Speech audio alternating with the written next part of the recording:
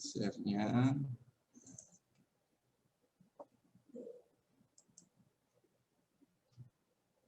Ya, mudah-mudahan sudah kelihatan slide-nya.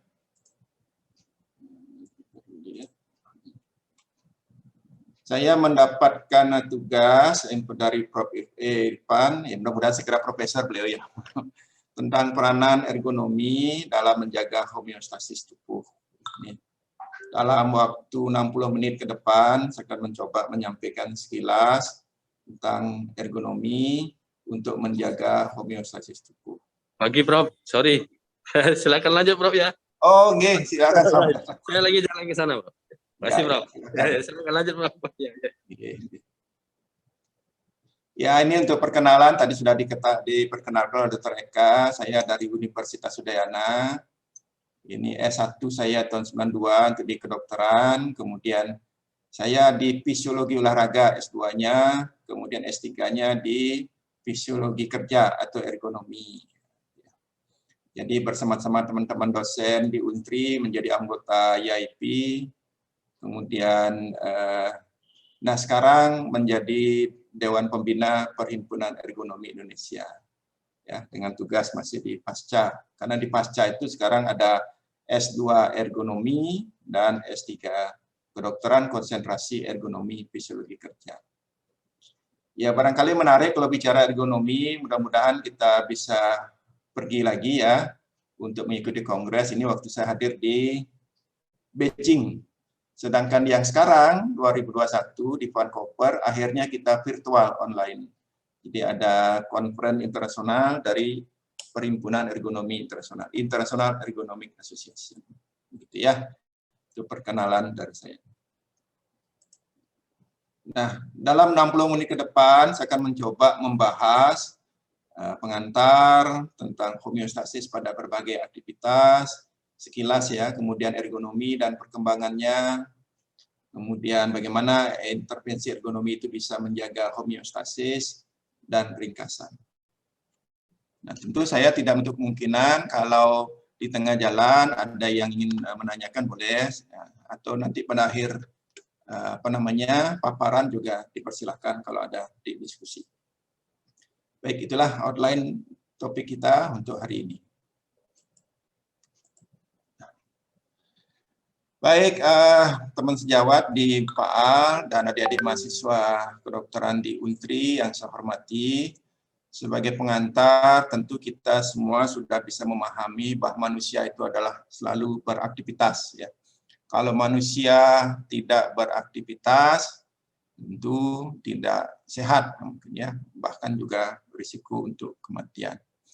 Nah, beraktivitas itu pun ada berbagai macam, baik untuk kepentingan tujuan sehari-hari, untuk kehidupan, untuk metabolisme basal, juga melakukan aktivitas keluar rumah, berekreasi, bekerja, berolahraga, dan sebagainya. Nah, dalam beraktivitas itu tentu kita akan berinteraksi dengan sekitarnya. Baik dengan lingkungan fisik, ya, cuaca, kemudian lingkungan biologis dengan segala ciptaan Tuhan, kemudian kimia, kemudian dan psikologis, suasana hati. Ya. Sehingga kalau kita menulis di sosmed kan bagaimana suasana hati kita, ya, tinggal dipasang aja emoji-emojinya mau yang baik atau tidak. Nah, interaksi-interaksi itulah yang kemudian harus kita antisipasi, kita adaptasi, ya.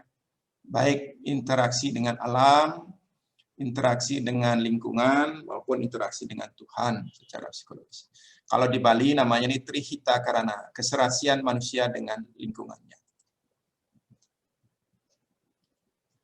Nah, manusia beraktivitas kalau di ergonomi itu disebut sebagai suatu kondisi kerja, ya, di mana manusia itu beraktivitas, berinteraksi dengan lingkungannya, kemudian mendapatkan masukan, input dari lingkungannya, maka seluruh tempat itu disebut sebagai kondisi kerja. sebagai kondisi kerja. Ya. Nah, dari kondisi kerja yang ada itu, maka manusia akan melakukan aktivitasnya pada suatu tempat kerja. Nah, tempat kerja di mana beraktivitas secara langsung itu namanya stasiun kerja. Jadi kalau adik-adik mahasiswa sekarang kuliah ada di ruangan masing-masing, maka lingkungan di mana adik-adik diam, tinggal, itu beraktivitas untuk mengikuti kuliah online ini, itu namanya kondisi kerja. Ya, kondisi kerja. Jadi ada cuaca, ada suhu, ya, ada kelembaban, ada suara yang melintasi, itu kondisi kerja. Nah, tempat di depan komputer sekarang online itu namanya stasiun kerja. Sehingga setiap suatu kondisi kerja akan memiliki stasiun kerja masing-masing.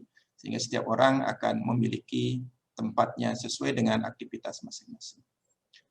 Nah, dalam melakukan aktivitas di stasiun kerja, dalam lingkup kondisi kerja yang ada, maka manusia itu akan menerima suatu beban. Beban itulah kemudian secara ekonomi dianggap sebagai suatu stres. Ya, stres. Nah, beban itu dapat berupa tugas. Ya, sekarang tugasnya apa? Ya, ikuti kuliah, duduk di depan komputer. Itu tugas, walaupun kemudian menjadi suatu kewajiban ataupun kebutuhan. Nah, dalam berinteraksi di komputer, mengikuti kuliah, maka kita akan dipengaruhi lingkungan. Ya, lingkungan luar itu ya ini suhu, ya, kelembaban, mungkin debu, atau mungkin suara, ada cahaya, itu lingkungan yang bersumber dari luar. Lingkungan yang tidak kalah pentingnya adalah bersumber dari dalam. Umpamanya belum makan kalau ada begitu ya, atau sudah makan berlebih kan. Kemudian bagaimana kondisi kesehatan, kondisi psikologi. Itu adalah faktor lingkungan internal yang datang dari dalam tubuh kita. Sehingga kedua faktor inilah kemudian yang akan saling berinteraksi, memberikan beban kepada setiap orang yang beraktivitas. Itulah yang disebut sebagai stres. Oleh karena itulah maka kondisi kerja manusia itu merupakan sumber stres. Akan tetapi stres itu tentu tidak semuanya akan menjadi masalah. Karena manusia bisa beradaptasi menerima satu tugas. Masih ingat ya, jadi kalau tugas itu jangan dianggap sebagai beban, dianggaplah sebagai tantangan. Dengan tantangan kita akan menjadi maju, gitu ya. Tetapi kadang-kadang beban yang kita terima itu adalah di luar kemampuan beradaptasi. Ya, jadi kalau disuruh bekerja, pamannya suruh mengangkat barang, kita mampu mengangkatnya 20 kilo, kalau dikasih 40 kilo mungkin mampu mengangkat, tapi adaptasi tubuh tidak akan optimal. Itulah yang kemudian akan menimbulkan risiko kecelakaan kerja atau penyakit akibat kerja. Inilah barangkali yang akan menjadi fokus kita di bidang medis. Karena apa? Karena kita akan menerima pasien-pasien yang dengan kecelakaan kerja, kita akan menerima pasien dengan penyakit akibat kerja. Nah, kalau kemudian terjadi risiko itu, biasanya diawali oleh kelelahan, ya, keluhan muskuloskeletal, ya, itu. Kalau itu berlanjut, adaptasinya tidak sanggup, mulailah risiko kecelakaan terjadi. Kalau terjadi cedera, kalau terjadi sakit, tentu tidak bisa beraktivitas secara normal, maka produktivitasnya akan menurun. Kalau sudah tidak produktivitasnya bagus, tidak bisa mengerjakan tugas dengan baik, kepikiran, belum ngumpul tugas, berarti kualitas hidup kita tidak nyaman. Ya, mau tidur kebayang tugasnya belum selesai. Begitu, kualitas hidup menurun. Mau keluar, ditanyaan sendiri sama temannya, ditanya sama dosennya, udah selesai enggak tugasnya? Berarti itu sudah ada sesuatu yang membebani kita. Kemudian apalagi kemudian kalau itu berhubungan dengan usaha yang berhubungan dengan daya saing. Oleh karena itulah, maka setiap kondisi kerja itu harus didesain dengan menyesuaikan pada manusia yang menggunakannya. Jadi siapa yang akan menggunakan, maka kondisi kerjanya harus didesain seperti itu. Stasiun kerjanya juga harus didesain seperti siapa yang akan menggunakan sehingga sesuai.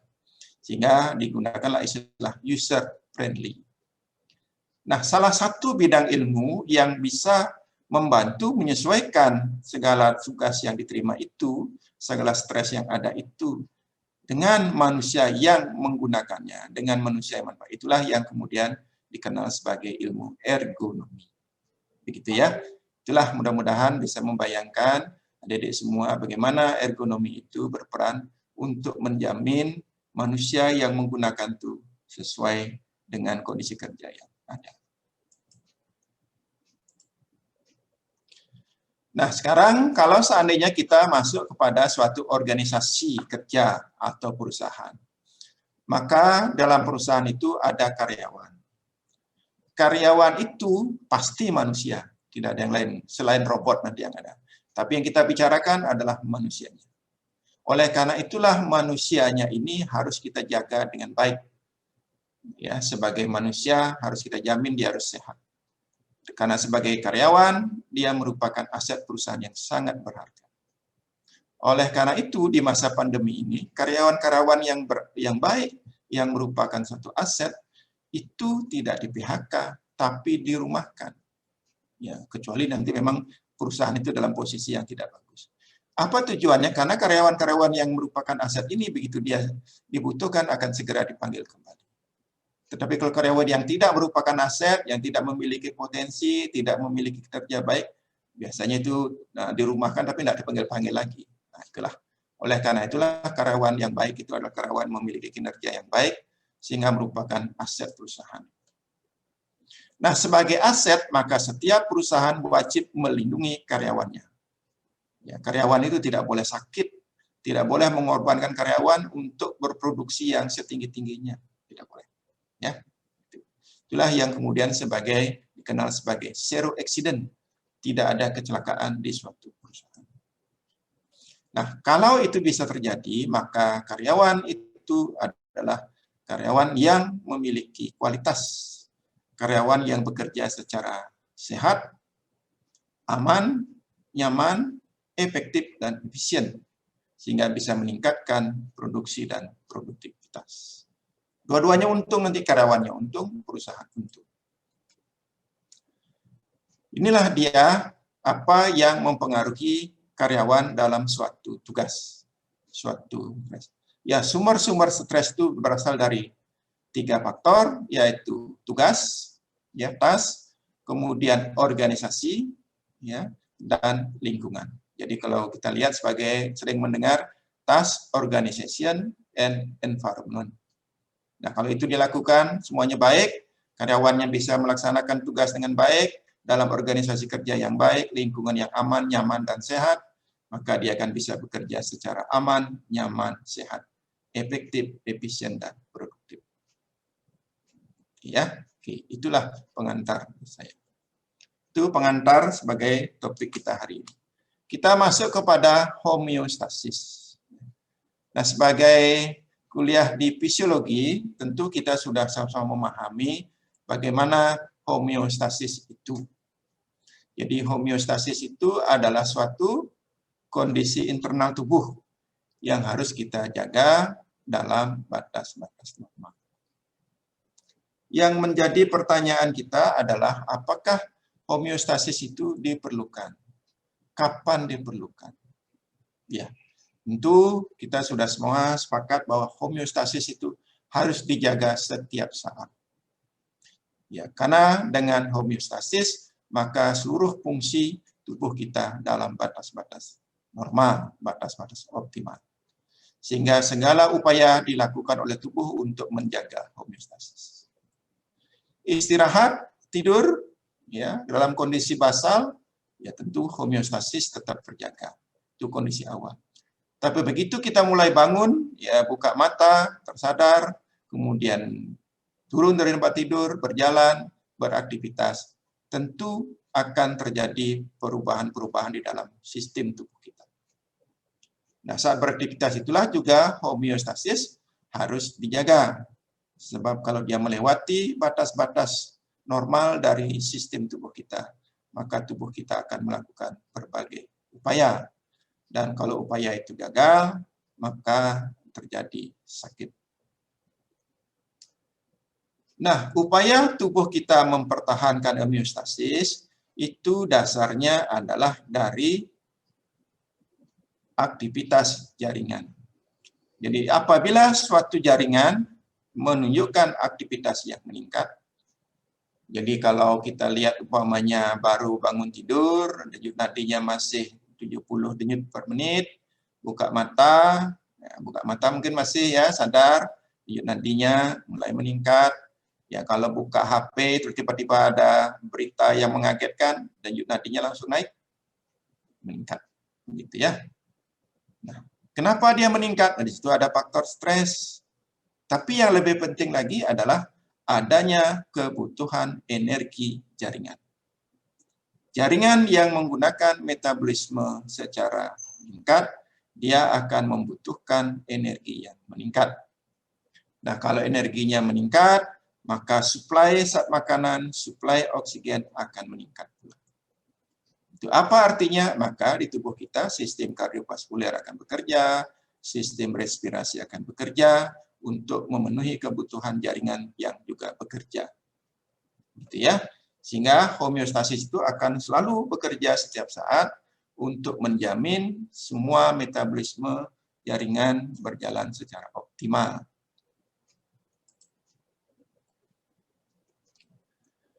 Nah, sekarang mari kita fokuskan kondisi tubuh saat bekerja. Di pengantar saya sudah sampaikan bahwa kalau kita bekerja, maka tubuh kita akan mendapatkan stres. Stres yang bersumber dari tugas, stres yang bersumber dari organisasi, stres yang bersumber dari lingkungan. Ya. Dengan adanya stres itu, maka semua sistem akan beradaptasi. Sistem kardiovaskuler, sistem respirasi, sistem muskuloskeletal, dan seterusnya. Dan barangkali masih ingat salah satu sistem yang bekerja bersama-sama untuk mengkoordinasikan, mengintegrasikan tubuh adalah sistem endokrin bersama sistem muskuloskeletal. Ya, di sistem endokrin kita mengenal suatu mekanisme fight or flight, ya, melawan atau lari. Nah, pada waktu beraktivitas itu, maka fight or flight itu akan mulai bekerja.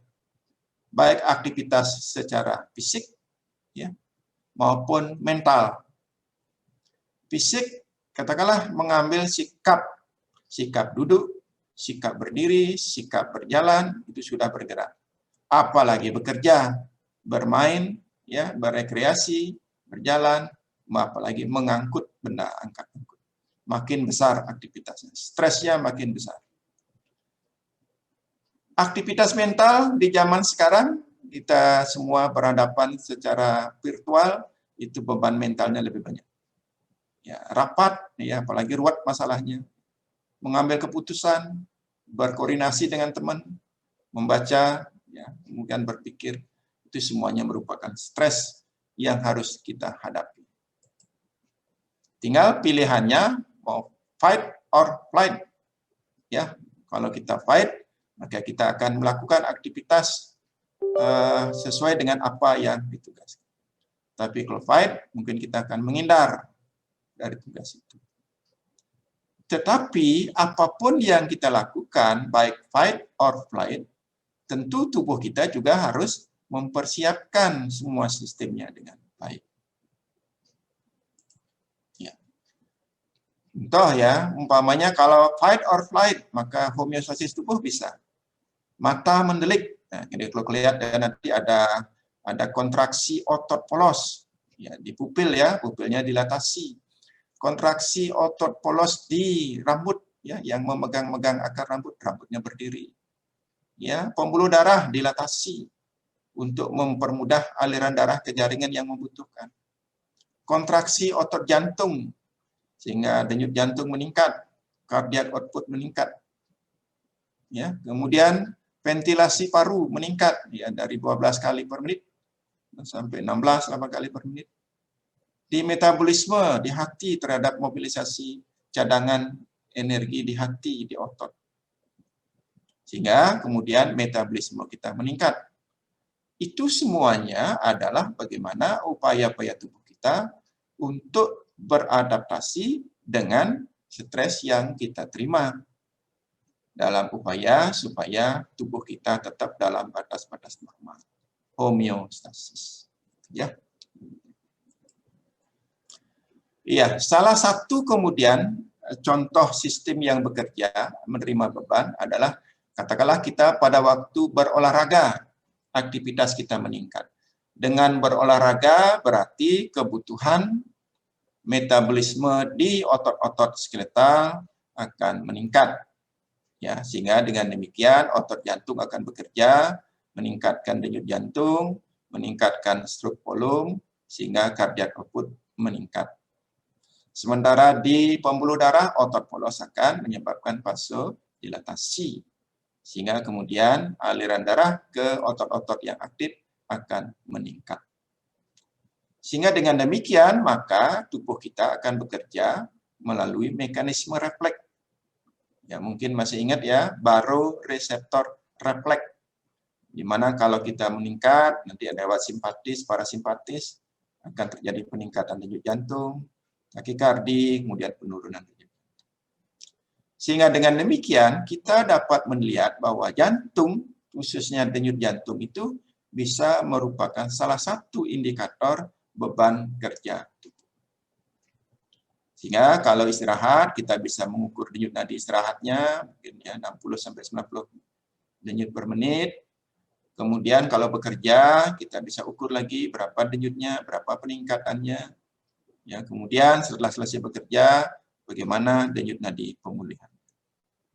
Dengan demikian, kita bisa melihat kalau orang umpamanya mengatakan dia senang santai-santai saja, tetapi denyut jantungnya meningkat, maka sebenarnya itulah dia. Ya. Di luar senyum-senyum, tapi denyut jantungnya meningkat. Karena itulah denyut jantung merupakan tanda objektif adanya beban yang diterima oleh tubuh. Inilah, sekarang kita masuk kepada karyawan yang beraktivitas. Ya, serta di olahraga. Ya, walaupun dia duduk di kursi, tetapi kalau kondisi kerjanya, bayangkan coba lihat kondisi kerjanya, di belakangnya bertumpuk, di atas mejanya bertumpuk begini, belum terima telepon, ya, komputer masih jalan. Itu stres mentalnya ada, kemudian stres fisiknya juga ada. Ini kalau sampai terima telepon 30 menit, bayangin lehernya. Ada nyeri di leher, ada keluhan muskuloskeletal di leher. Ya, yang di kanan ini lihat lingkung kerjanya. Ini semua tugas dipasang, mana yang duluan, mana yang belakang. Bayangkan hanya komputer. Jadi kondisi kerja itu mempengaruhi. Karena itulah kalau kondisi kerjanya tidak bagus, tidak rapih semua ya, maka kita baru masuk ruangan saja udah stres. Bagaimana kita bisa bekerja dengan baik? Baru masuk kantor aja homeostasisnya sudah berubah. Minimal denyut jantung sudah meningkat. Ya. Jadi situ mungkin. Nah, sekarang kalau sudah terus kita menerima stres, maka mekanisme adaptasi itulah yang dilakukan. Ya, ada orang yang mampu menerima stres itu. Bagaimana mengubah stres menjadi tantangan. Ya. Tetapi dalam keadaan tertentu tetap saja kita ada batasnya. Sehingga kalau kita melakukan tugas, sudah mulai muncul kelelahan, lelah itu kan tanda fisiologis bahwa sudah mulai ada batas-batas adaptasi tubuh kita. Ya, mengantuk sudah mulai ada batas-batas adaptasi. Apalagi sudah mulai ada keluhan muskuloskeletal. Berarti sudah ada mikrotrauma, sudah ada luka kecil yang kalau diberi istirahat bisa sembuh. Dan kalau berlanjut dia bisa menjadi cedera yang mulai kita lihat, mulai dari penyakit yang harus kita tangani. Dengan demikian, maka kita harus mempersiapkan tubuh kita dalam suatu kondisi yang sehat, ya, homeostasis. Kondisi lelah, kondisi lapar, emosi, telat ke kantor, mengantuk, begadang, itu semuanya akan mempengaruhi daya adaptasi kita terhadap stres. Bagaimana kita bisa bekerja kalau lapar? Betul ya? Kalau lapar, lelah, apalagi terlambat, ya nanti salah tekan semua eksekusi di komputer salah. Itulah, maka kalau sudah demikian, maka tubuh kita akan berusaha adaptasi untuk menjaga homeostasis. Melepaskan hormon, denyut jantung meningkat, metabolisme meningkat, dan seterusnya. Baik, itulah dia tentang homeostasis secara umum yang ingin saya sampaikan. Sekarang kita masuk ke ergonomi dan perkembangannya. Ergonomi dan perkembangannya. Nah, adik-adik mahasiswa yang saya hormati, karena ini ilmu baru, mari kita lihat secara definisi satu persatu. Jadi kalau lihat dari namanya, ergonomi itu bersumber dari kata ergo dan nomos. Ergos dan nomos. Ergo itu berarti kerja, nomos itu berarti hukum atau norma. Nah, yang kemudian menjadi perhatian, ergonomi itu sering dikelirukan dengan argonomi. Sering dikelirukan dengan agronomi, ya karena itu mirip-mirip. Jadi kalau ini adalah ergonomi. Jadi ergonomi itu secara definisi, secara istilah kata itu adalah bagaimana menerapkan hukum, norma manusia dalam melaksanakan suatu pekerjaan. Nah, kalau kita bicara hukum norma manusia, berarti kita akan meniru pada kondisi tubuh dalam keadaan normal, kondisi homeostasis. Oleh karena itulah bagaimana kita melaksanakan suatu pekerjaan menggunakan pendekatan ergonomi untuk menjamin tubuh kita tetap dalam kondisi homeostasis. Tetap dalam kondisi aman, nyaman, sehat. Ya, sehatnya itu yang penting. Ya. Oleh karena itu, segala kondisi kerja harus disesuaikan dengan kondisi pekerja. Kondisi pekerja. Inilah menjadi kata kuncinya. Harus disesuaikan. Nah, oleh karena itu, maka dapat disebutkan ergonomi itu sekarang menjadi ilmu dan seni. Ya, ilmu dan seni yang menyerasikan, ini kata kunci, menyerasikan kapasitas karyawan dengan kondisi karyawan. Itulah ya. Untuk menghasilkan kinerja yang aman, nyaman, sehat, efektif, dan efisien. Ya, produktif. Ya. Nah, kemudian dalam perkembangannya, setelah kita melihat dari akar kata ergonomi, yang menserasikan, dalam perkembangannya ergonomi juga memiliki padanan kata yang disebut sebagai human factors. Ya, human factors. Jadi kalau ada yang mendengar kata ergonomi, kemudian mendengar human factors, atau ada juga human factor and ergonomic, HFE, itu pada prinsipnya sama. Ya, baik ergonomi maupun human factor itu tergantung orang melihatnya. Ya, oke, jadi semuanya berfokus pada manusia. Human factor manusianya, ergonomik norma-norma kerja manusia. Karena itulah sekali lagi bahwa apapun istilah yang digunakan, dia akan mempelajari interaksi manusia dengan berbagai elemen sistem, ya, interaksi. Nah, interaksi inilah harus dibuat serasi, ya, serasi. Dengan demikian, maka terjadi bagaimana supaya interaksi itu baik dengan menerapkan berbagai data pendukung, prinsip dan metode untuk mendesain kondisi kerja mendukung kinerja manusia. Lihat ya, jadi manusia sebagai fokus. Ya, itulah sebabnya kemudian yang menjadi pertanyaan kalau kita bergabung di ergonomi, kenapa kalau di Udayana ergonomi itu ada di bawah Fakultas Kedokteran? Kalau di teknik, dia ada di teknik industri. Kita sebagai dokter akan menjawab, yang menggunakan menjadi fokus kan manusianya. Yang menggunakan alat kan manusianya. Yang menerima dampak dari alat itu kan manusia. Nanti kalau sakit siapa yang ngurus? Kan kita, para dokter, ya, para tenaga kesehatan. Oleh karena itulah kita menjamin berkepentingan supaya manusia-manusia ini, pekerja-pekerja ini melakukan aktivitasnya dengan aman. Sehingga sakitnya kurang. Ya. Sehingga upaya pencegahan harus kita lakukan. Hanya saja kadang-kadang kalau kita berbicara pencegahan, orang akan kadang-kadang tidak percaya. Nanti kalau sudah kejadian, baru percaya. Ya. Gitu ya.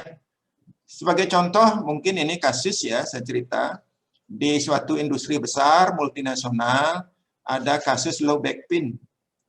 Ingat ya, low back pain, salah satunya itu adalah hernia, nucleus pulposus, HNP. HNP itu bukan penyakit yang tiba-tiba muncul, tetapi dia akan muncul akibat aktivitas kerja yang tidak ergonomis selama bertahun-tahun. Ya, kalau muncul segera kan cedera tulang belakang mungkin ya, fraktur dan sebagainya. Begitu. Dan itu sebagian terjadi akibat kita tidak percaya di pencegahan. Dikasih tahu kalau ngangkat barang harus sikap ngangkatnya yang baik ya, tulang belakang harus dijaga supaya lurus. Nggak percaya, nggak apa-apa, aku masih kuat. Iya, pada waktu kita muda, otot-ototnya masih kuat, menyangga tulang belakang, oke. Tetapi begitu otot-otot melemah, dia akan mengerja, maka ligamen kena, kemudian tulang belakangnya mulai menyempit, maka diskusnya akan terjepit, mulailah terjadi HNP. Begitu, ya. Jadi sering upaya-upaya pencegahan itu tidak diterima sepenuhnya, padahal itu penting karena dampaknya akan muncul belakang. Itu disitulah ergonomi kita bekerja. Ya. Nah, ergonomi yang ada di kita di Indonesia itu berafiliasi dengan organisasi internasional, the International Ergonomic Association. Di Indonesia namanya Perhimpunan Ergonomi Indonesia. Ya, pengurusnya ada, kebetulan saya dewan pembinanya. Jadi kalau menjadi anggota Perhimpunan Ergonomi Indonesia, maka otomatis menjadi Perhimpunan Ergonomi. Ya, sekedar informasi, kalau di Ikatan Ahli Ilmu Paal Indonesia, maka kita mengenal ada ahli paal manusia, ahli paal tanaman, ahli paal olahraga, kemudian ahli paal ergonomi, fisiologi kerja. Karena itulah kenapa kemudian fisiologi kerja dan ergonomi itu adalah penting dalam fisiologi. Ya. Begitu pengantarnya. Ya kembali ya, sebagai suatu definisi, ini menurut versi AIPA. Jadi tetap interaksi antara manusia dan berbagai elemen. Nah, kemudian ergonomi itu banyak digunakan dalam suatu desain dan evaluasi suatu tugas, pekerjaan, produk, lingkungan, dan sistem. Ya. Lihat ya, jadi tidak hanya dalam tugas-tugas, pekerjaan, produk, sistem, karena itu ergonomi itu ada di mana-mana. Semuanya bisa diterapkan supaya dia kompatibel dengan kebutuhannya, kelebihan, keterbatasan manusia yang menggunakannya. Sekali lagi ke manusia. Nah, sekarang apa dampaknya kalau kita bekerja dalam suatu kondisi kerja yang tidak ergonomis? Tadi saya sudah katakan baru masuk kantor, baru masuk ruangan, sudah lihat ruangannya berantakan. Maka itu sudah menjadi stres bagi tubuh, stres eksternal. Ya. Kalau sudah berantakan begitu, otak kita mungkin sudah tidak nyaman. Ya, mungkin baunya sudah tidak bagus. Ya, pandangan mata kita sudah tidak nyaman melihat berantakan. Maka mulailah stres internal. Ya, mungkin bisa saja kan, ACTH-nya meningkat, adrenokortikotropik hormonnya meningkat. Baiklah, kalau udah demikian, stres, kelelahan, metabolisme meningkat, tapi tidak ada guna, kita mulai lelah, mental menurun. Kalau udah lelah fisik dan mental, kerja kita udah mulai ogah-ogahan, bosen. Kalau udah ogah-ogahan, mana bisa produktif, tentu akan. Ya, itulah kalau seandainya kondisi kerja tidak ergonomis. Nah, sekarang dari mana sumber-sumber ketidakergonomisan? Jadi kondisi tidak ergonomis itu bisa bersumber dari kondisi yang ada di dalam tubuh kita. Kalau kita sudah masuk kantor dalam kondisi tidak bugar, capek, lelah, mengantuk, lapar, ya tentu akan menimbulkan risiko bahwa kita tidak bisa bekerja optimal. Secara umur, kalau sudah usia lanjut, disuruh mengerjakan yang pekerjaan otot, mengangkat angkut. Yang wanita disuruh mengerjakan laki-laki, pekerjaan laki-laki. Itu sudah tidak bikin nyaman, maka sudah mulai muncul konflik di dalam tubuh kita. Mulai ada stres. Ya. Kemudian kalau seandainya merasa sehat, bugar, Kemudian kita disuruh bekerja melakukan suatu aktivitas. SOP-nya yang tidak dituruti. Jadi katakanlah kalau kita bekerja masuk ke ruangan perawatan harus menggunakan masker. Ya, harus menggunakan APD level 2, level 3. Kemudian bagaimana SOP menggunakan APD? Bagaimana SOP melepaskan APD? Nah, salah satu tidak dipenuhi SOP itu, maka risiko terkontaminasi besar. Tidak ergonomis. Yang kedua adalah membiarkan hasad menjadi risk. Jadi kalau kita berjalan, kemudian berjalan satu lintasan, melihat di situ lantainya ada air, maka air itu menjadi suatu hasad. Nah, kalau air itu tidak diberi tanah, tidak dibersihkan, kemudian tidak diberi tanah, awas ada air, awas licin, itu diberikan tanah, maka hasad itu kan menjadi risk. Ya, sehingga risiko orang terpleset terjatuh. Maka itulah. Jadi kalau tidak ergonomis, dia akan menjadi segera kecelakaan, menjadi perlahan, menjadi penyakit akibat kerja. Nah, kita lihat, katakanlah contoh begini, pekerja konstruksi. Bagaimana dia harus menggunakan alat APD yang lengkap, menggunakan ini semua harus kerja. Ya. Ada suatu kasus karyawan kesehatan merawat pasien menular, kemudian terkena penyakit menular. Itu kalau diajukan menjadi penyakit akibat kerja, betul menjadi penyakit akibat kerja. Tapi kalau diajukan klaimnya untuk mendapatkan asuransi, nanti dulu. Karena ternyata setelah ditelusuri, kenapa dia bisa menjadi penyakit akibat kerja? Lupa pakai masker. Maskernya ada di dagu. Sehingga pada waktu merawat pasien, dia ngomong maskernya turun, ya kenalah. Ya, penyakit akibat kerja, tapi kalau mengajukan klaim, tidak bisa. Karena kita tidak taat pada SOP. Begitu ya, adik-adik. Oleh karena itulah sekarang dengan ergonomi dan homeostasis, kita ingin menjaga keseimbangan antara produktivitas dan kesehatan. Perusahaan boleh untung, tapi karyawan harus tetap sehat. Karena itulah kesehatan karyawan adalah prioritas utama. Jadi kalau sudah sehat, tentu artinya homeostasisnya terjaga. Jadi jika perusahaan ingin survive, bertahan, ya tetap eksis, maka tentu harus meningkatkan produktivitas dan meminimalkan biaya kesehatan. Tidak ada yang sakit, tidak ada yang cedera. Ya, bagaimana caranya? Yaitu bagaimana kemudian kita kalau dokter mengedukasi pemilik perusahaan, Pak, ini kok sekarang banyak yang sakit, ya gitu ya di klinik, mamanya kok banyak yang mengeluh keluhan mialgia gitu, keluhan muskuloskeletal. Kok banyak kasusnya, Pak? Ditelusurin kemudian kita sebagai dokter dengan epidemiologinya ketemu ternyata ini di bagian tertentu yang banyak angkat-angkut. Sehingga kita bisa memberikan suatu rekomen bahwa karyawannya banyak yang sakit di bagian ini yang dicurigai sebabnya adalah aktivitas kerjanya yang tidak sehat. Gitu ya. Sehingga kita orang kesehatan bisa melihat, tidak melulu kita memikirkan mengobati saja. Lihat apa sebabnya. Kemudian karyawan sendiri kita edukasi bagaimana dia supaya tetap tanggung jawab menjaga kesehatannya.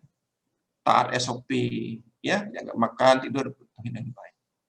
Apalagi kemudian kita mencegah jangan sampai terjadi disabilitas. Ya, itulah kita lihat nanti ya di lapangan bagaimana dia bekerja supaya tetap aman nyaman. Ya, saya berapa kali mendapatkan kasus pasien-pasien cedera yang kena luka amputasi ya, luka amputasi itu kejadiannya sebelum jam 12, jam 4 sore. Jadi menjelang istirahat, menjelang pulang. Itu artinya di situ sudah ada ketidaktaatan prosedur, sudah ada kelelahan, sudah kemudian tidak ergonomis lagi. Itulah. Sehingga dengan demikian maka kita harus jaga seimbang antara produktif dan sehat. Ya, ini contoh bagaimana kalau kita menerima pasien dengan keluhan nyeri leher berulang kali.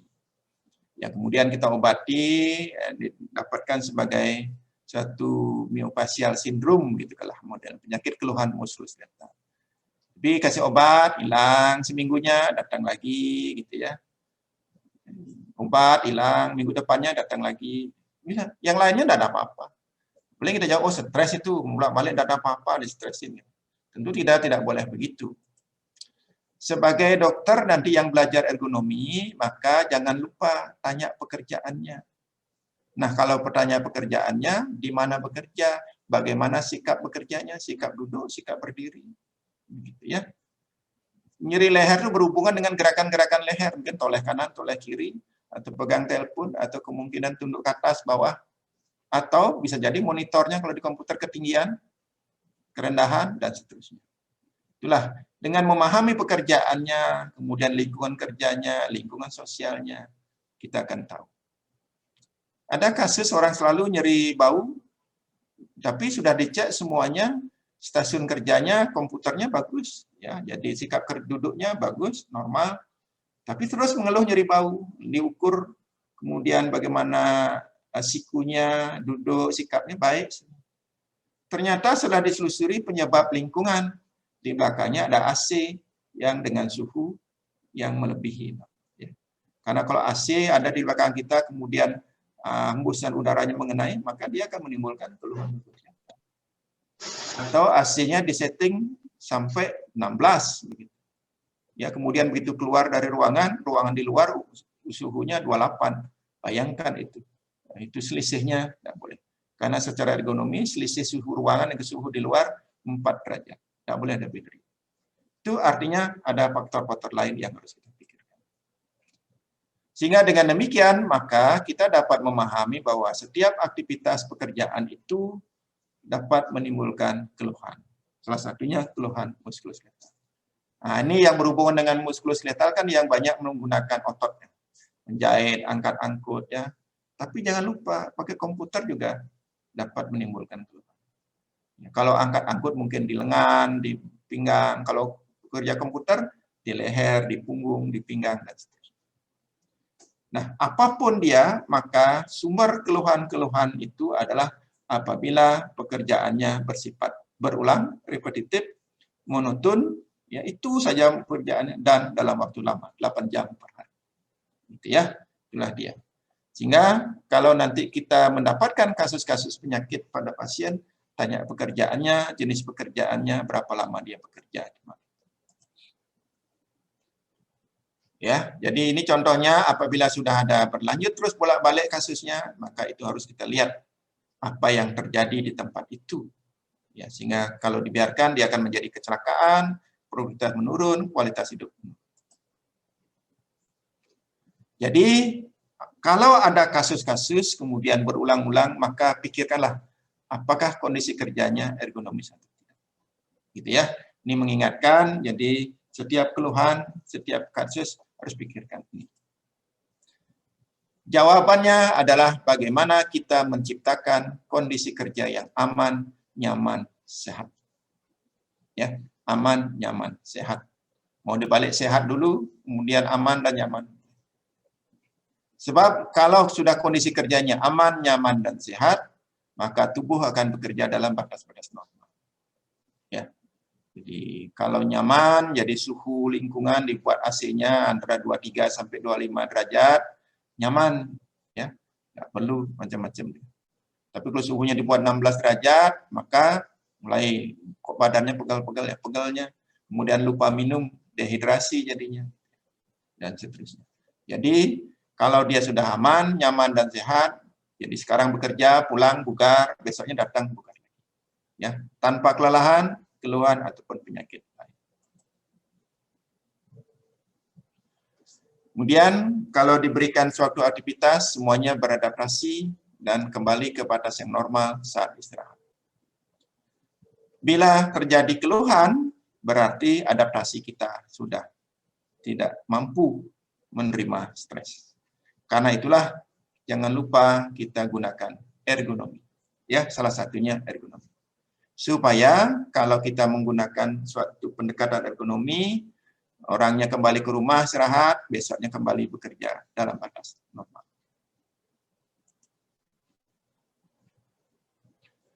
Nah, untuk pencegahan kondisi-kondisi yang tidak ergonomis itu, maka kita harus melihat stasiun kerjanya, melihat alat kerjanya, perlengkapannya, lingkungan kerjanya, secara keseluruhan itu kita sebut sebagai kondisi kerja. Jadi ciptakanlah kondisi kerja yang aman, nyaman, dan sehat.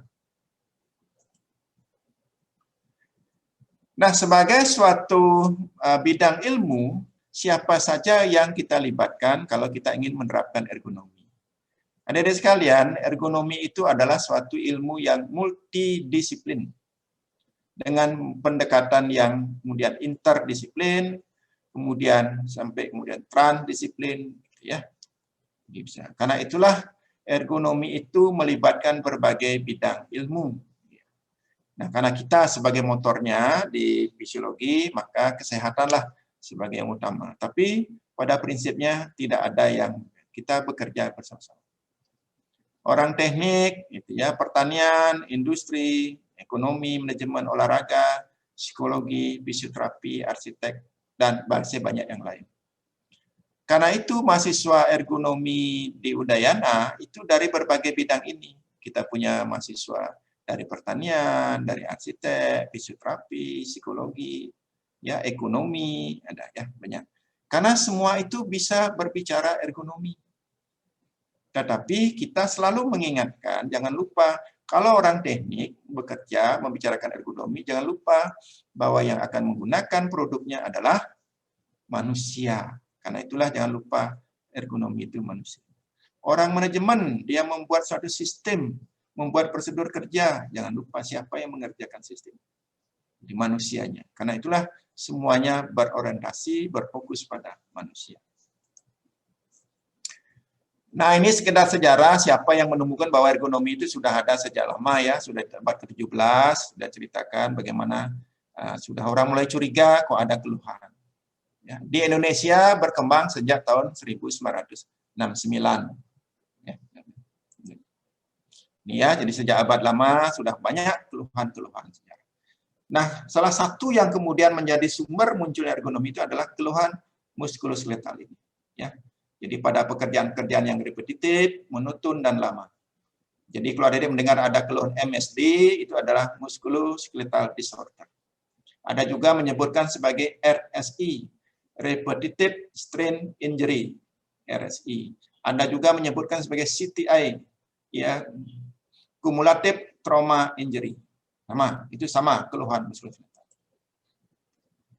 Nah, sekarang apa inti dari ergonomi? Nah, inilah kemudian kita mengenal bahwa ergonomi sebagai Grandian. Ini yang banyak membicarakan.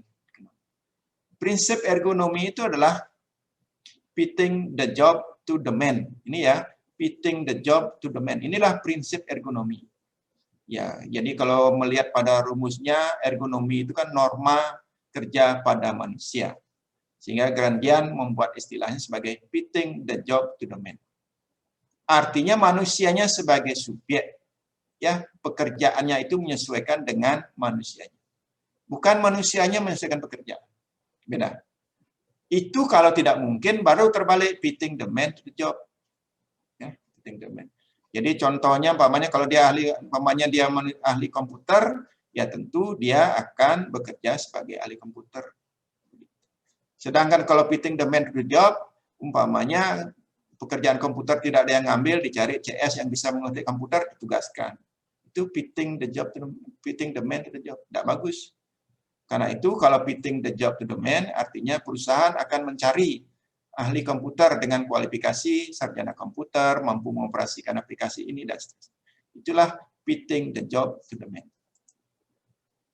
Ya, ini tadi saya sudah katakan bahwa human factor itu nama lainnya.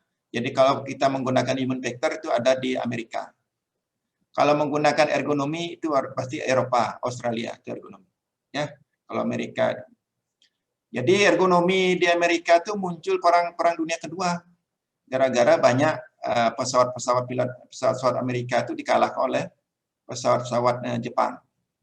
Ternyata sumbernya adalah karena kokpitnya itu tidak mudah dibaca.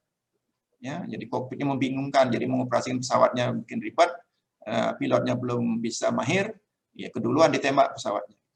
Ya.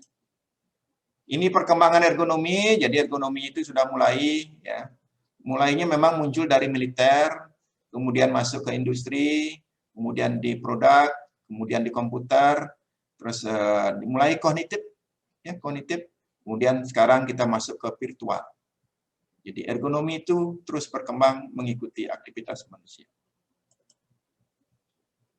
Nah, sumber-sumber ergonomi itu sekali lagi adalah ada orang sakit, maka kita pikirkan pasti ada ketidaksesuaian sehingga dia menjadi sakit.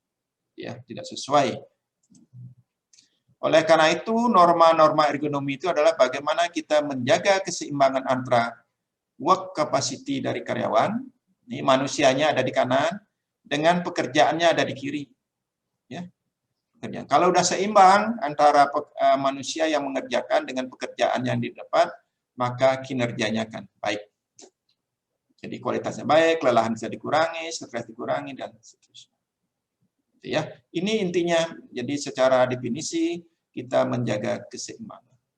Untuk seimbang itu, maka Grandia mengingatkan fit the job to the man. Jadi fit the job to the man, begitu ya. Itu prinsipnya. Jangan dibalik. Nah, kemudian kenapa ergonomi itu harus menyesuaikan dengan manusianya? Karena manusia itu berbeda-beda secara karakteristik. Ya kan?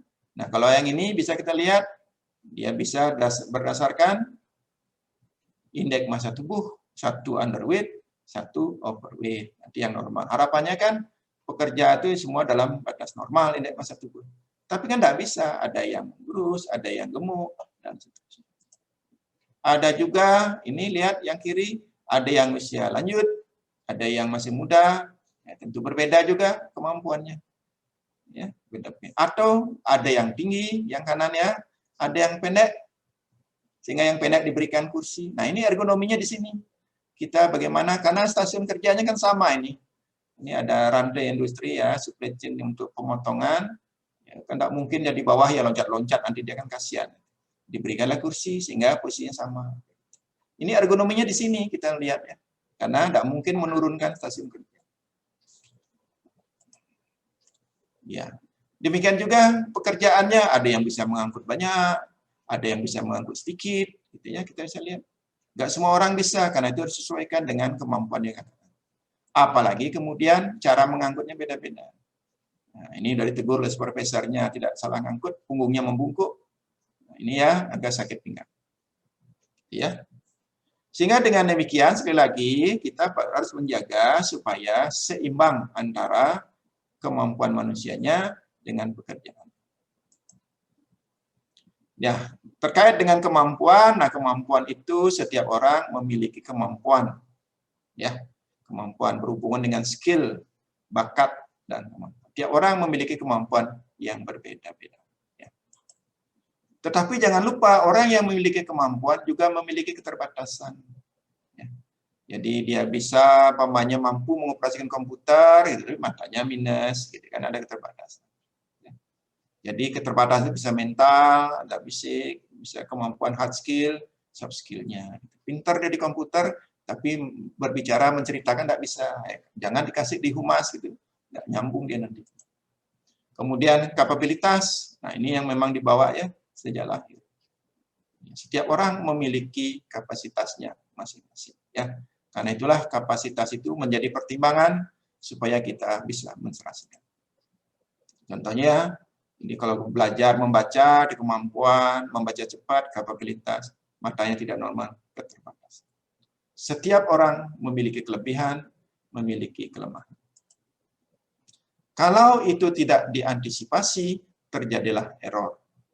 Jadi kalau error itu, apa yang kita ingin lakukan tidak sesuai, error lah dia. Jadi doing the wrong thing when meaning to do the right. Yang kita sebut sebagai masalah ya kalau penulisan.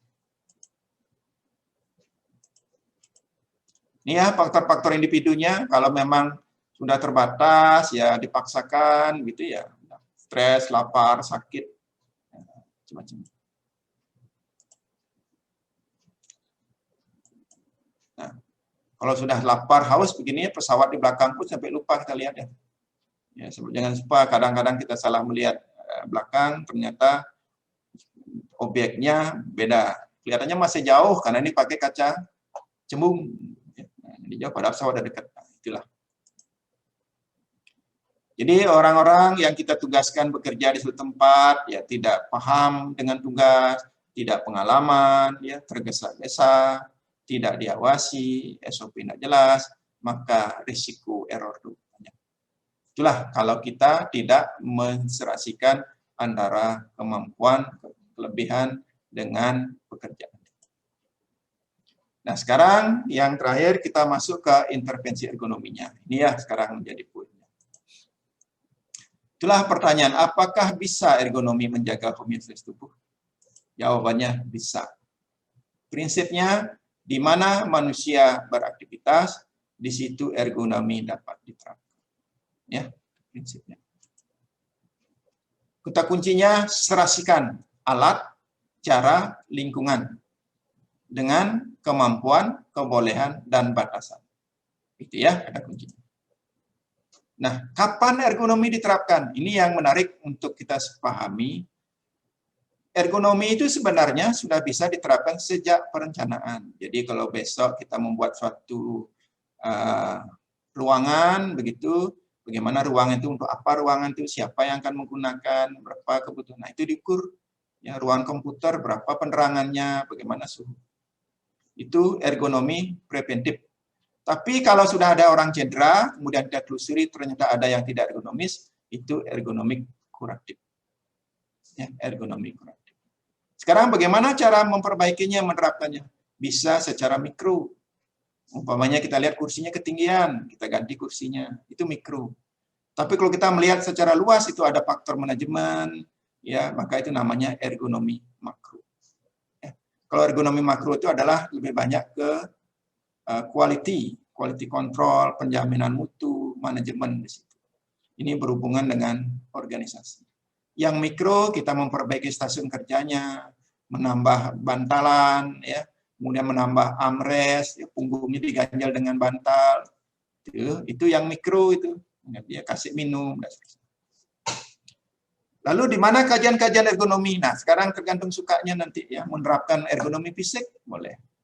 Jadi yang berhubungan dengan sikap kerja, angkat-angkut, gerakan-gerakan, keluhan muskuloskeletal, lingkungan kerja, stasiun kerja, itu fisik ya, berhubungan dengan aktivitas fisik. Berarti nanti adik-adik belajar antropometri, begitu ya. Antropometri itu adalah kita belajar mengukur dimensi tubuh, tinggi badan, berat badan, lingkar pinggang, lingkar panggul, dan seterusnya. Panjang tangan, panjang kaki, panjang jangkauan, itu antropometri. Fisiologi kita belajar semua sistem. Kemudian kita belajar biomekanik. Jadi mekanika tubuh kita belajar. Itu yang fisik. Tapi yang sekarang dengan zaman pandemi ini kita kan banyak bermain di ergonomi kognitif. Itu berhubungan dengan pekerjaan mental, ya, menggunakan komputer. Ya, seterusnya itu yang kognitif. Banyak sekarang. Atau kalau di manajemen bisa bekerja untuk organisasi, ergonomi. Bagaimana kita mempelajari tentang komunikasi, ya, bekerja dalam tim, kerjasama, virtual, dan seterusnya. Ya, ini organisasi. Jadi prinsipnya di mana ada manusia beraktivitas, di situ perubahan kerja sistem tubuh, maka di situ ada upaya menjaga homeostasis, maka di situ ergonomi dapat diterapkan. Ya, fokusnya adalah manusia, ingat ya, manusia. Nah, manusia, maka setiap kita memikirkan suatu perubahan, jangan lupa karyawan itu menjadi subjek, bukan objek. Ya, jadi subjek, bukan objek. Ya, di norma Grandian, fitting the job to the man. Nah, adik-adik sekalian saya ingin perkenalkan, ya beliau sudah berapa kali datang ke Unsri, ya mungkin ke Palembang. Inilah Bapak Profesor Dr. Andes Ida Bagus Arjana Manuape. Kalau saya kakek guru beliau. Beliau adalah kakek guru saya. Beliaulah Bapak Ergonomi Indonesia yang membawa ergonomi itu ke Indonesia dari Belanda. Beliau adalah mahasiswa kedokteran, belajar di Belanda, kemudian begitu tamat SKAT, zaman sekarang kita, beliau tidak melanjutkan koas, tapi beliau mengambil ergonomi. Ya, karena itulah beliau pulang ke Indonesia, kemudian membangun Fakultas Kedokteran Universitas Udayana. Di seorang mahasiswa kedokteran. Ini ya, di kelelian di Bapak Ergonomi Indonesia, Profesor Arjana Manuape. Konsep beliau, inilah dia. Inilah konsep dari Pak Profesor Arjana Manuape. bagaimana menserasikan antara tugas dan kemampuan. Nah, tugas dan kemampuan yang diserasikan ini, kalau dilihat kerja lebih luas, ini lebih banyak bersifat makroergonomik.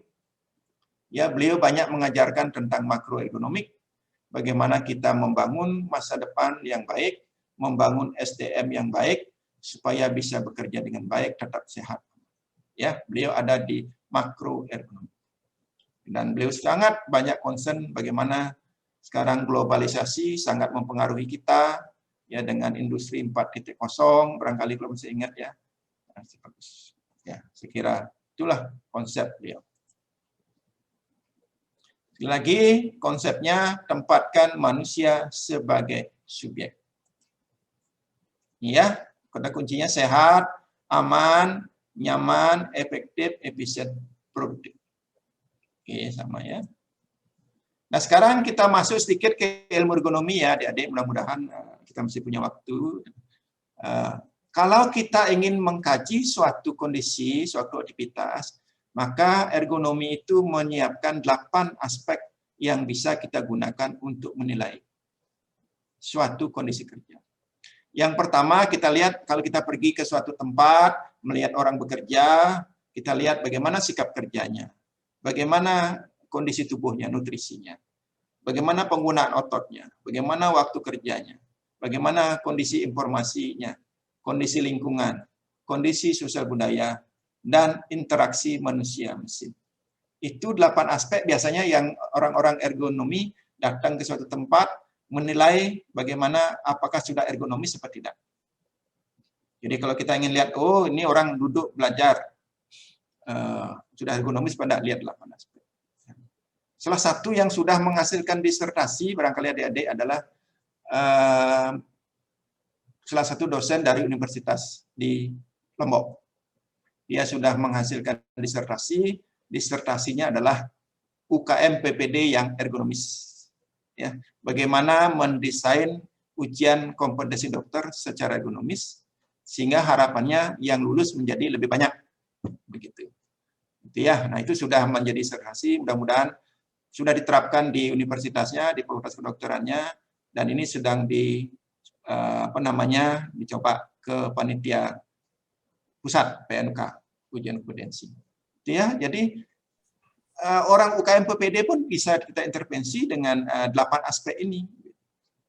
Jadi dengan aspek ergonomi, yang ujian UKM PPD-nya lokal, lulusnya lebih banyak. Jadi yang lulus nilainya 64, 65 itu setelah diberikan intervensi ergonomi, lulus.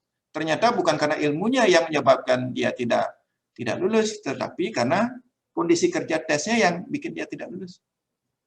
Katakanlah baru datang dia sudah stres, begitu ya, tempat duduknya tidak nyaman, itu kan mempengaruhi konsentrasinya. Sehingga akhirnya nanti hang semua, ilmunya hilang gitu ya. Sehingga akhirnya UKMPD-nya tidak lulus. Gitu ya. Oke.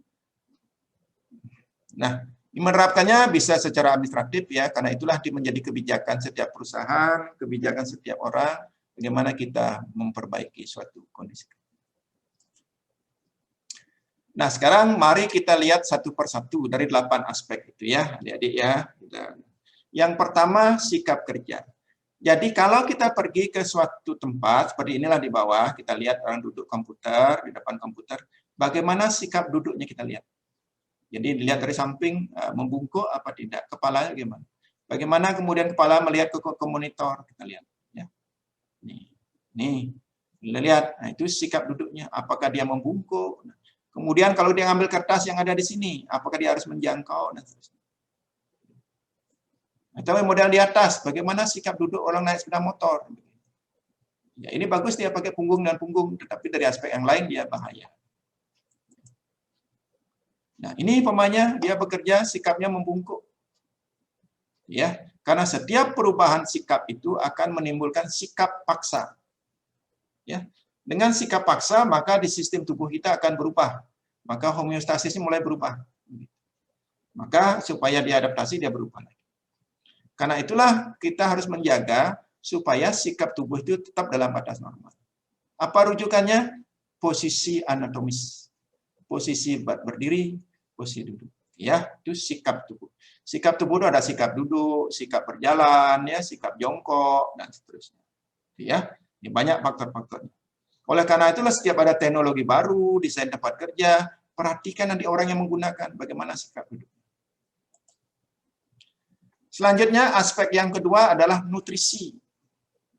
Bagaimana kita menjamin karyawan itu bekerja supaya asupan energinya tetap optimal. Karena itulah kemudian kita lihat apakah dia dapat snack paginya, kemudian dapat makan siang, kemudian snack sore, dan seterusnya. Ya, untuk membuktikan bagaimana keadaan asupan gizinya, kita lihat indeks massa tubuhnya, ukur tinggi badannya, berat badannya. Ya. Kalau dia bekerja di tempat panas, kita ukur berat badannya pagi, kita ukur berat badannya siang. Kalau ada penurunan lebih dari 10%, sudah dehidrasi. Ya. Karena itu kalau ergonomi itu kemudian mengintervensi, bisalah diberikan minum saat istirahat. Pemberian teh manis, katakanlah pemberian jus, dan seterusnya. Itu kita menjaga nutrisinya. Jadi gunakanlah yang sederhana dan mudah. Selanjutnya yang ketiga adalah penggunaan tenaga otot. Itu berhubungan dengan angkat-angkut. Ya, tentu manusia sebagai tenaga alat angkut mempunyai batasan. Berapa kilo sih mampunya mengangkat? Ya, barangkali kalau orang mampu, dia akan bisa mengangkat 100 kilo. Mengangkat semen mungkin 2 kantong, 2 sak. Tetapi kan itu tidak bisa terus-menerus. Karena itulah kita berikan perhatian. Bagaimana angkat angkut yang benar, berapa beban yang boleh. Ya, kalau mengangkut benda yang bulat, bagaimana pegangannya. Ya. Kalau tidak bisa, kalau mengangkut lemari, bagaimana alat bantunya. Mengangkut pasien, ya, bagaimana kita menggunakan alat angkutnya. Ya. Karena itulah, maka kita harus memperhatikan itu. Amati kalau dia mengangkat pasien, memindahkan bagaimana caranya. Cocok tidak? Ya. Karena itulah, perhatikan, yang ini pinggangnya bagus ya, tegak. Yang sebelah baju merah, pinggangnya udah bungkuk. Nah, coba lihat ya, kalau agak lama, bahaya. Kalau tidak bisa, alat angkut silakan gunakan. Mau pakai alat angkut yang mana. Selanjutnya, setelah kita melihat angkat-angkut, lihat lingkungannya. Penerangannya coba lihat, lampunya ada di mana. Ya, kemudian suhunya berapa? Ada bising apa enggak? Ada debu apa enggak? Kalau dia berdebu atau bising, menggunakan alat pelindung enggak dia? Jadi kalau bekerja di bagian listrik, gensetnya berbunyi, bising dia menggunakan alat penutup hidung, penutup telinga apa enggak? Earplug ataupun earmuff, begitu ya. Penerangannya berapa? Apakah penerangannya itu membuat dia silau apa enggak? Kalau silau pasti akan lelah. Apalagi bising, kalau udah bising maka komunikasi akan terganggu. Ya, ini coba perhatikan, kalau lampunya begini, dia langsung mengenai monitor, kemudian ada di belakang ada sinar, silau apa enggak? Ya, jadi penempatan-penempatannya harus kita perhatikan. Sebab kalau udah silau, pasti dia akan susah bekerja dengan baik. Kemudian jam kerja, kondisi waktu. Nah, sekarang kalau kita di kesehatan kan mengenal kerja 24 jam ya. Ini adalah aturannya kapan dia boleh lembur, kapan dan tidak. Ya. Yang perlu diperhatikan adalah istirahat curian. Ya, ini contohnya adalah lagi yang bekerja di komputer, tiba-tiba dia tolak-tolak kanan kiri, chatting lagi, buka HP. Itu sebenarnya adalah upaya-upaya untuk menghindari kelelahan. Tetapi kalau terus-menerus kan mengganggu kinerja. Karena itulah lebih baik kita berikan aja istirahat tiap sejam. Oke, stick. Ada studi penelitian yang lakukan, dia diberikan di monitornya itu, dipasangin suatu aplikasi. Sehingga setiap sejam akan muncul aplikasi. Silakan stretching 5 menit. Begitu. Dipasangin aplikasi, sehingga orang komputer langsung bangun, stretching dulu. Sebab kalau itu tidak dilewati, nggak bisa kerja kan, karena aplikasinya yang muncul. Itu kita mengatur waktu kerja. Daripada kita suruh dia bekerja dari jam 8 sampai jam 12, kemudian istirahatnya 2 jam. Sangat tidak efektif. Lebih baik istirahat singkat-singkat, tapi kan jauh lebih bagus. Ya, apalagi di kantor bisa istirahat begini, nah, boleh begini, silahkan. Kalau sudah jam istirahat, mau apa, silahkan. Enaknya, nyamannya. Sehingga kalau dia sudah merasakan nyaman. Di Bali ada satu sekolah, malah istirahatnya tidur, diwajibkan tidur 1 jam. Mau tidur di bangku, mau tidur di lantai, pokoknya harus tidur. Nanti begitu bel, bangun, mulai kuliah, belajar lagi. Itu membuat dia nyaman. Ya. Apalagi kemudian 24 jam, maka di sini kita harus menggunakan shift. Apakah shiftnya jaga pagi 2 hari, jaga sore 2 hari, jaga malam 2 hari, itu diatur. Ya, shift kerja, shift pagi, siang, malam, sehingga ada istilah 222, 221, begitu dan seterusnya. Ya, sebab dengan mengatur itu diharapkan tidak terjadi akumulasi kelelahan. Ya, apalagi kemudian ada yang tidak masuk, ya, kemudian pindah karena tidak sanggup jaga malam. Ya, jadi penting ya. Dalam kondisi waktu, ergonomi juga memperhatikan izin cuti maupun ini harus diberikan. Tidak boleh nanti jangan cuti dulu ya. Ya, tidak boleh kalau dia memang sudah haknya dia. Cuman diatur, jangan semua cuti serentak. Selanjutnya, kondisi informasi. Adik-adik, dalam ergonomi, informasi itu sangat penting. Sebab salah membaca perintah, salah membaca informasi, salah kejadian, error terjadi. Karena itulah bagaimana kita membuat tulisan yang begini modelnya yang mudah dibaca, mudah dilihat. Semuanya harus baik. Warnanya harus dibuat baik. Ya, semuanya harus dibuat baik, jelas, mudah dibaca, dan mudah dimengerti. Janganlah membuat tulisan yang ribet dan tidak bisa dibaca. Kalau menggunakan komunikasi, gunakanlah bahasa yang jelas. Bagaimana menggunakan telepon, menggunakan WhatsApp yang jelas. Sehingga informasi itu penting. SOP jelas. Di mana-mana, di tiap tempat, SOP-nya ada mudah dibaca. Mudah dilihat. Bisa Anda bayangkan bagaimana kalau tulisan begini dibandingkan tulisan di sebelah kanan. Yang kanan memang informasinya banyak, tapi ribet, bikin orang berpikir. Yang kiri simpel, tapi bikin orang. Ya, itu informasi sangat penting. Ukuran tulisan harus sesuai. Dari jarak 2 meter, berapa sih ukuran tulisan? Dari jarak 5 meter, berapa sih? Ya, kemudian kenapa tulisan di tol itu besar-besar dibandingkan tulisan di jalan raya biasa? Itu ergonomisnya di situ. Ya. Jadi dengan demikian, kalau informasi itu baik, maka semua orang akan bisa memahami yang baik. Tulisan, gambar, warna, dan seterusnya. Ini ya contoh-contoh informasinya, Anda ada di sini. Tapi kalau kita tidak ngerti ini ada di mana, kita akan bingung mau kemana kalau ada evakuasi. Ya, bagus kita ada di sini, tapi tidak semua orang bisa melihat dengan jelas. Karena itulah petunjuk-petunjuknya. Dan apalagi saat ini komunikasinya sudah mulai kita menggunakan video conference, ya. Ya, para pendeta pun sudah menggunakan komunikasi. Maka semua informasi itu harus jelas, diterima dengan jelas, dia mengerti. Ya. Nah, ini modelnya kalau kita sudah kuliah seperti saat ini, maka semuanya harus dilakukan. Untuk komunikasi sudah berbagai media digunakan, baik yang touchscreen, baik yang menggunakan tombol, ya. Ini lihat, kalau begini tulisannya kan jelas ya, berarti kabin pressure sekian. Tapi kalau kecil-kecil tidak bisa dibaca, bingung pressure. Ini ergonomisnya dulu. Kemudian sosial budaya, faktor yang penting yang harus kita perhatikan. Jadi sistem kekerabatan itu harus menjamin. Kalau dia sudah merasa nyaman, dia ke kantor, merasa seperti saudara, pasti akan bekerja dengan baik. Tapi kalau dia ke kantor, kemudian merasa tidak nyaman dengan atasannya, tidak nyaman dengan tempat kerjanya, muncul. Ya, karena itulah bagaimana kalau alat-alat mau desain seperti ini, nah ini alat-alat yang desain secara ergonomis untuk siapa yang menggunakan, ya. Dan sosial, jangan lupa penghargaan, motivasi, kemudian hukuman harus kita berikan. Yang baik kita berikan penghargaan, yang tidak baik kita berikan hukuman. Yang penting caranya menyampaikan itu ergonomis, ya, sehingga mereka tidak merasa seperti dihakimi. Ya. Kalau semua karyawan akan bekerja merasa aman dan nyaman, maka ini yang paling penting. Dia akan mempunyai concern dan komitmen. Caranya, ajaklah dia berpartisipasi secara aktif. Ya, ini ya contohnya bagaimana kemudian karyawan yang sebelumnya menggunakan kursi roda, ini ditempatkan di tempat kerja yang baru sebagai operator telepon di suatu perusahaan. Jadi jangan disuruh membawa barang, kan tidak mungkin kursi roda. Operator telepon kan suaranya masih bagus. Kemudian monitornya diatur, begini ya, ini ergonomisnya. Supaya jaraknya dekat, jangan sampai ini seperti ini menjangkau jauh, monitornya tinggi banget, ya, mendongak, ini kepalanya sakit. Ya.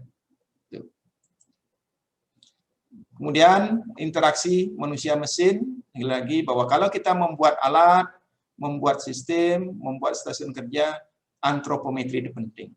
Ya. Jadi ukurannya harus sama ya, berapa kayak jangan begini, ini bagus sih seni nyentrik, tapi bayangkan nih tangannya ke atas, ini sampai di ujung dia udah pegal-pegal, apalagi duduk dengan berpegangan begini. Ya, tidak bagus. Nah, sekali lagi, lihatlah ini kan. Jadi alatnya berapa ukurannya, pegangannya, maka kita ngukur pegang panjang tangan, ukurannya ini ya. Ini untuk operasi, gunting bedah itu juga sesuaikan dengan. Karena jangan dipaksakan nanti. Jadi menggerakkan, menarik, menjangkau semuanya. Betul-betul fit dengan karyawan dan operator. Adik-adik sekalian, maka sekali ini bonus untuk informasi. Salah satu intervensi ergonomi yang digunakan di Udayana itu adalah ergonomi, pendekatan ergonomi total. Ini ciri khas di Udayana. Jadi kalau ada teman-teman Pak Al mengambil ergonomi S3 di sini, maka kita akan ajak menggunakan pendekatan. Pendekatan ergonomi total itu berorientasi pada perubahan sistem kerja yang mampu menghasilkan kondisi kerja yang manusiawi, kompetitif, dan berkelanjutan. Ya, manusiawi, jadi sesuai dengan manusianya, mempunyai daya saing, dan bisa berkelanjutan. Pendekatan ergonomi total itu menggunakan pendekatan SIP, ya, SIP approach, dan teknologi tepat guna. Jadi kita menggunakan 8 kajian ergonomik tadi, kemudian dibahas dengan pendekatan SIP, kemudian intervensinya menggunakan teknologi tepat guna. Inilah supaya kita menghasilkan kondisi kerja yang manusiawi, kompetitif, dan berkelanjutan. Nah, ini SIP approach-nya ya. SIP approach singkatan dari Systemic, Holistic, Interdisipliner, Participatory. Ya, ya. Jadi sistemik berarti kita melakukannya secara menyeluruh. Nah, di situ ya. Ya. Secara sistemik, kemudian dari berbagai perspektif itu holistik, interdisiplin itu melibatkan berbagai mitra bestari, kemudian partisipasi semua orang. Itu SIP approach. Ya, jadi pelibatannya, jadi semua orang kita ajak. Jadi kalau kita mendesain itu yang menggunakan kita ajak, yang membuat kita ajak, ya kemudian lingkungan yang akan terdampak kita ajak, manajemen kita ajak, dan seterusnya. Semua harus dilibatkan. Sehingga ada kerjasama dan kolaborasi. Teknologi tepat gunanya kita harus melihat dari aspek ekonomis, terjangkau apa enggak, secara teknis bisa dikerjakan apa enggak, ya, ergonomis sehat dan aman apa enggak, budayanya bagaimana, hemat energinya bagaimana, merusak lingkungan apa tidak. Inilah teknologi tepat guna. Ya, jadi dengan itu maka semua peserta kita ajak berpartisipasi. Inilah pendekatan ergonomi. Nah, ini flowchart-nya, perlu kita lihat 8 aspek ergonomi tadi, ya kemudian kita kaji, kemudian dibahas dengan langkah-langkah pendekatan SIP, ini langkah-langkahnya. Kemudian kalau kita ingin memperbaiki, gunakanlah teknologi tepat guna. Jangan lupa evaluasi setelah perbaikan. Ya. Jadi dengan demikian dapat kita lihat sekarang bahwa homeostasis itu bisa terjaga dengan intervensi ergonomi. Ya. Sehingga kalau manusia beraktivitas oleh berbagai faktor eksternal internal terjadi adaptasi, adaptasi inilah kita berikan sentuhan ergonomi sehingga homeostasisnya terjaga. Ini contohnya ya, yang terakhir berapa slide ini. Ini contohnya ergonomi itu. Bekerja dengan meja yang rendah, dia akan membungkuk. Ya perbaiki stasiun kerjanya. Ya entah mejanya ditinggikan atau kursinya diturunkan supaya dia tidak membungkuk. Sebab kalau membungkuk, dia terjadi kontraksi isometrik dalam tubuh, di ototnya. Ya, kalau itu kita gunakan alat bantu, bisa berikan istirahat. Kalau istirahat tiap 1 jam. Ya. Kalau kelelahan, istirahat. Kalau ada keluhan, kasih massage. Nah, ini model-model intervensi ergonomiknya, sehingga kondisinya tetap baik. Kalau mental, pemain karyawan pabrik kerja monoton, ya bosan, ya, kasih stretching, kasih musik, ya. Kalau dia lelah, kasih snack, nah, maka dia akan bisa menjadi lebih nyaman. Adik-adik sekalian, nah ini yang kami sampaikan, kalau ingin nanti belajar ergonomik, ingin menilai apakah suatu kondisi kerja ergonomik, cari ini ya, checkpoint. Ini di ILO ada, di EA ada. Ini bebas free download ya. Ini ada, tinggal kita checklist. Kalau mau bukunya boleh pakai ini ya, Ergonomic for Beginner kalau mau belajar ya. Ini pengarangnya Ian Dull. Kebetulan ketemu di Belanda waktu kita conference. Ya. Itu referensinya yang simple. Jadi yang buku yang lain banyak. Baik, dengan demikian dapat kita sampaikan bahwa homeostasis adalah mekanisme internal tubuh untuk menjaga kondisi tubuh dalam batas normal. Di manusia beraktivitas, menerima beban, mempengaruhi mekanisme tubuh dalam menjaga homeostasis. Konsep fit the job to the man, itu ergonominya bagaimana kita menjamin setiap manusia menjadi subjek, ya, sehingga terjadi keseimbangan antara tugas, organisasi, dan lingkungan dengan kapasitas manusia. Intervensi ergonomi bertujuan menjaga kondisi kerja yang aman, nyaman, dan sehat. Ya, kalau udah aman dan sehat, berarti tidak beban berlebih, stres dikurangi, homeostasis terjaga. Itulah yang bisa saya sampaikan, adik-adik sekalian. Kurang lebihnya nanti mohon dimaaf kalau ada hal yang tidak berkenan. Nanti kalau mau diskusi tidak terbatas di forum ini, bisa juga lewat WA atau apapun email saya. Demikian Dr. Eka yang bisa saya sampaikan terkait dengan ergonomi. Baik, terima kasih banyak Prof atas Prof ya, sharing informasinya sangat menarik sekali. Jadi penjelasannya juga sangat berhubungan sekali dengan saya juga pribadi saat ini. Jadi banyak sangat applicable sekali Prof. Jadinya Prof untuk kita di kehidupan sehari-hari. Jadi mungkin kita buka saja dulu Prof, sesi diskusi Prof. Mungkin ada beberapa pertanyaan dari sejawat ini sudah bergabung Dr. Irfan, juga ada Dr. Siva, Dr. Budi sudah bergabung juga Prof. Mungkin ada yang mau didiskusikan juga, adik-adik juga dibuka kesempatan untuk bertanya ya, mumpung ada Prof. Adiatmika, jadi bisa ada mungkin yang mau didiskusikan. Saya persilakan kepada mungkin kita buka dulu 3 pertanyaan ya Prof untuk sesi pertama ya Prof. Ya saya persilakan, silakan.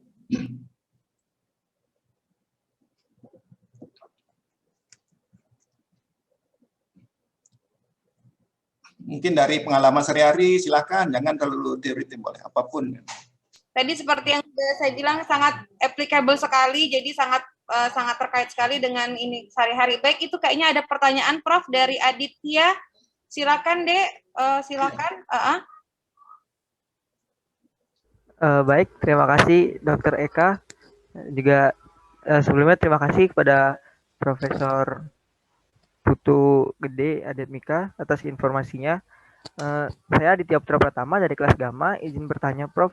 Tadi kan sempat membahas tentang mohon maaf kuli panggul ya Prof. Nah itu pekerjaan itu seringkali dilakukan juga terkadang yang di pasar-pasar itu dini hari sekitar jam 2 sampai jam 4, yang mana itu merupakan bebannya juga terlampau dari batas kemampuan tubuh seorang manusia. Nah bagaimana sikap kami yang khususnya nantinya akan menjadi seorang dokter dalam mengedukasi bapak-bapak yang menjadi kuli panggul tersebut Prof, agar sesuai dengan prinsip ergonomisnya. Terima kasih Prof. Baik, terima kasih. Benar, langsung dijawab mereka. Ya, mungkin langsung dijawab Prof. Prof. Langsung aja biar nanti kelewatan. Prof. Baik, terima kasih dari adik. Ini adik Aditya ya. Di pertanyaannya bagus ya. Mudah-mudahan bisa menjadi masukan untuk kita terkait dengan kuli panggul. Jangan lupa salah satu penelitian kuli panggul ini menghasilkan doktor. Sekarang beliau menjadi dosen di Universitas Patimura, Ambon. Yang diukur itulah adalah seberapa besar beban biomekanik pada pinggang. Ya, pada buruh angkat-angkut di pasar. Ini menarik ya, jadi karena itu bisa menghasilkan doktor ya, jadi jangan berarti. Nah sekarang kalau dia bekerja angkat-angkut, berarti di situ kalau dilihat secara analisis ergonomi saja berpikir secara sistematis dulu ya. Kita lihat di situ dia ada sikap mengangkat ya dari benda, kemudian ada penggunaan otot, ya ada penggunaan ototnya di situ, yang benar dia mengangkut dan sebagainya. Ini dua hal yang cukup menarik harus kita perhatikan, bagaimana sikapnya dia mengangkat barang dari bawah ke atas. Kita harus jamin kalau kita lihat jangan sampai dia sampai membungkuk. Kita harus jaga bahwa tulang belakang itu dalam posisi tegak. Yang pertama sikap. Yang kedua bebannya. Bebannya itu kita harus lihat. Mungkin kalau pengalaman saya di Bali, para kuli angkut itu kadang berlomba-lomba ya, makin banyak dapat barang, ongkosnya makin banyak. Ya itu harus kita ingatkan kalau itu melebihi bebannya dia. Ya. Memang secara teoritis, kalau dia banyak ngangkut barang, kan banyak dapat upah.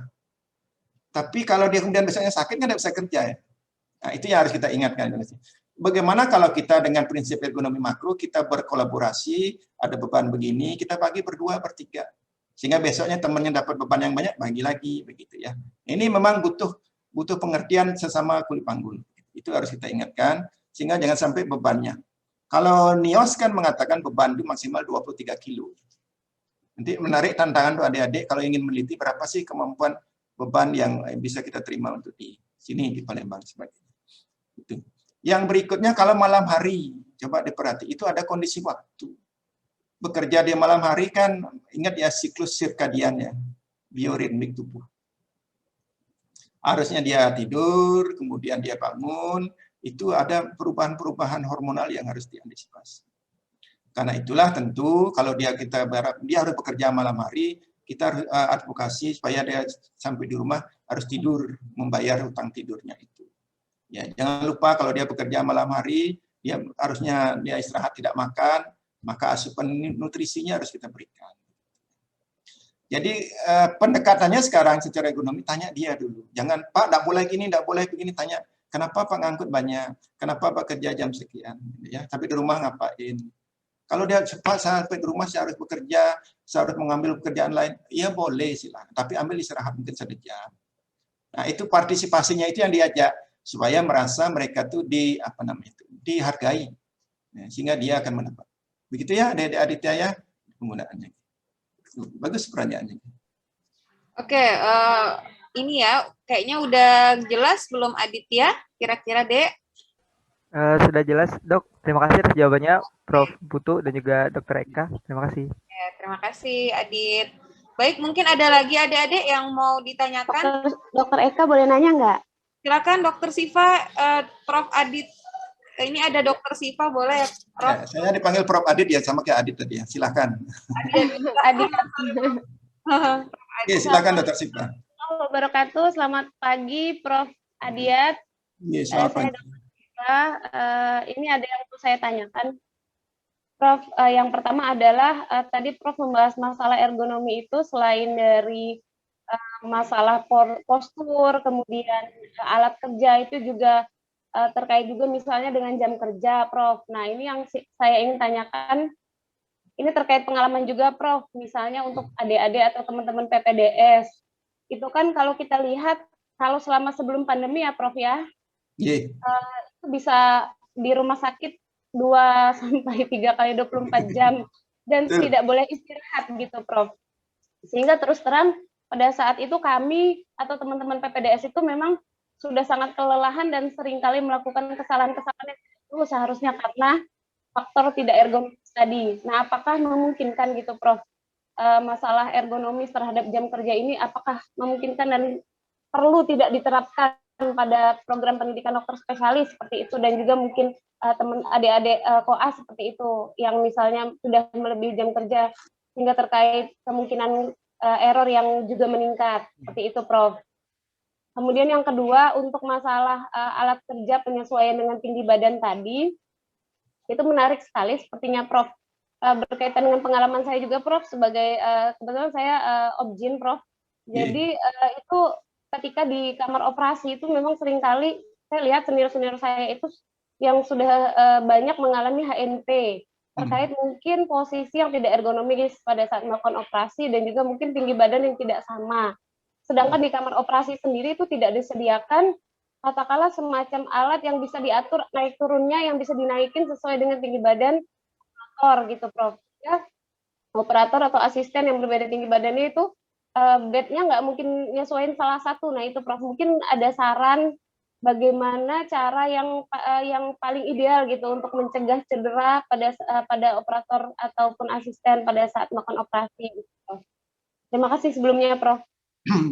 Oke, baik, terima kasih Dr. Sipa. Terus Pak, mungkin ya? Iya, Prof. Oh ya, berarti sering melakukan seksio ya? Kadang-kadang aja, Prof. Kalau seksio pakai bantuan kursi ya, kursi dingklik ya, kalau kita di Bali sebut dingklik ya. Iya, kadang-kadang ada, Prof. Cuma tetap saja kadang dengklik itu kan tidak bisa diatur tingginya, sedangkan tinggi kami ini kan bervariasi gitu. Jadi tetap seringkali menyulitkan gitu, Prof. Betul ya, saya di sini juga melihat beberapa teman-teman obgyn yang maaf ya, tinggi badannya malah tidak cukup. Kebetulan wanita ya, tidak cukup, sehingga bisa dibayangkan kalau itu lapang pandang operasinya kan terganggu ya. Itu yang kalau yang rendah. Kalau ketinggian dia harus membungkuk, betul. Karena itulah meja operasi itu sebagai stasiun kerja kan harusnya memang adjustable ya. Adjustable, bisa naik turun, sesuaikan dengan ketinggian operator. Iya. Ya, biasanya sih begitu harusnya, tapi kalau sampai itu tidak memungkinkan, katakanlah yang operatornya tinggi banget, kursi stasiun kerjanya, meja operasi sudah dinaikkan, masih juga ketinggian, ya ini yang harus diatur sekarang dengan istirahat. Ya istirahat singkat itu kan tentunya tidak mengurangi proses pekerjaannya kan. Kalau operator bekerja kemudian mau sebentar kan asisten bisa mengambil alih dan sebagainya. Mungkin dengan istirahat singkat sebentar, meluruskan badan biar nggak bungkuk banget, itu bisa menjadi salah satu cara. Karena hanya itu yang paling mungkin kalau di meja operasi kan. Kalau operasinya besar, kalau kamar siang barangkali kan udah ada tim ya. Jadi yang 2 jam bekerja, 2 jam bergantian, itu jauh lebih bagus. Tapi kalau model operasi tunggal, 1 tim, 2 jam, 3 jam, ya tiap sela-sela itulah diberikan istirahat. Sehingga ini memang harus dilatih dengan tim operasi, dengan asisten. Ya. Apalagi habis seksio, habis keluarkan bayinya, kemudian harus perdarahan. Ntar lu istirahat, darahnya keluar terus. Kan itu harus diatur dengan asisten. Ya, itu yang barangkali begitu ya. Karena memang idealnya yang meja operasi itu yang adjustable sesuai dengan ketinggian.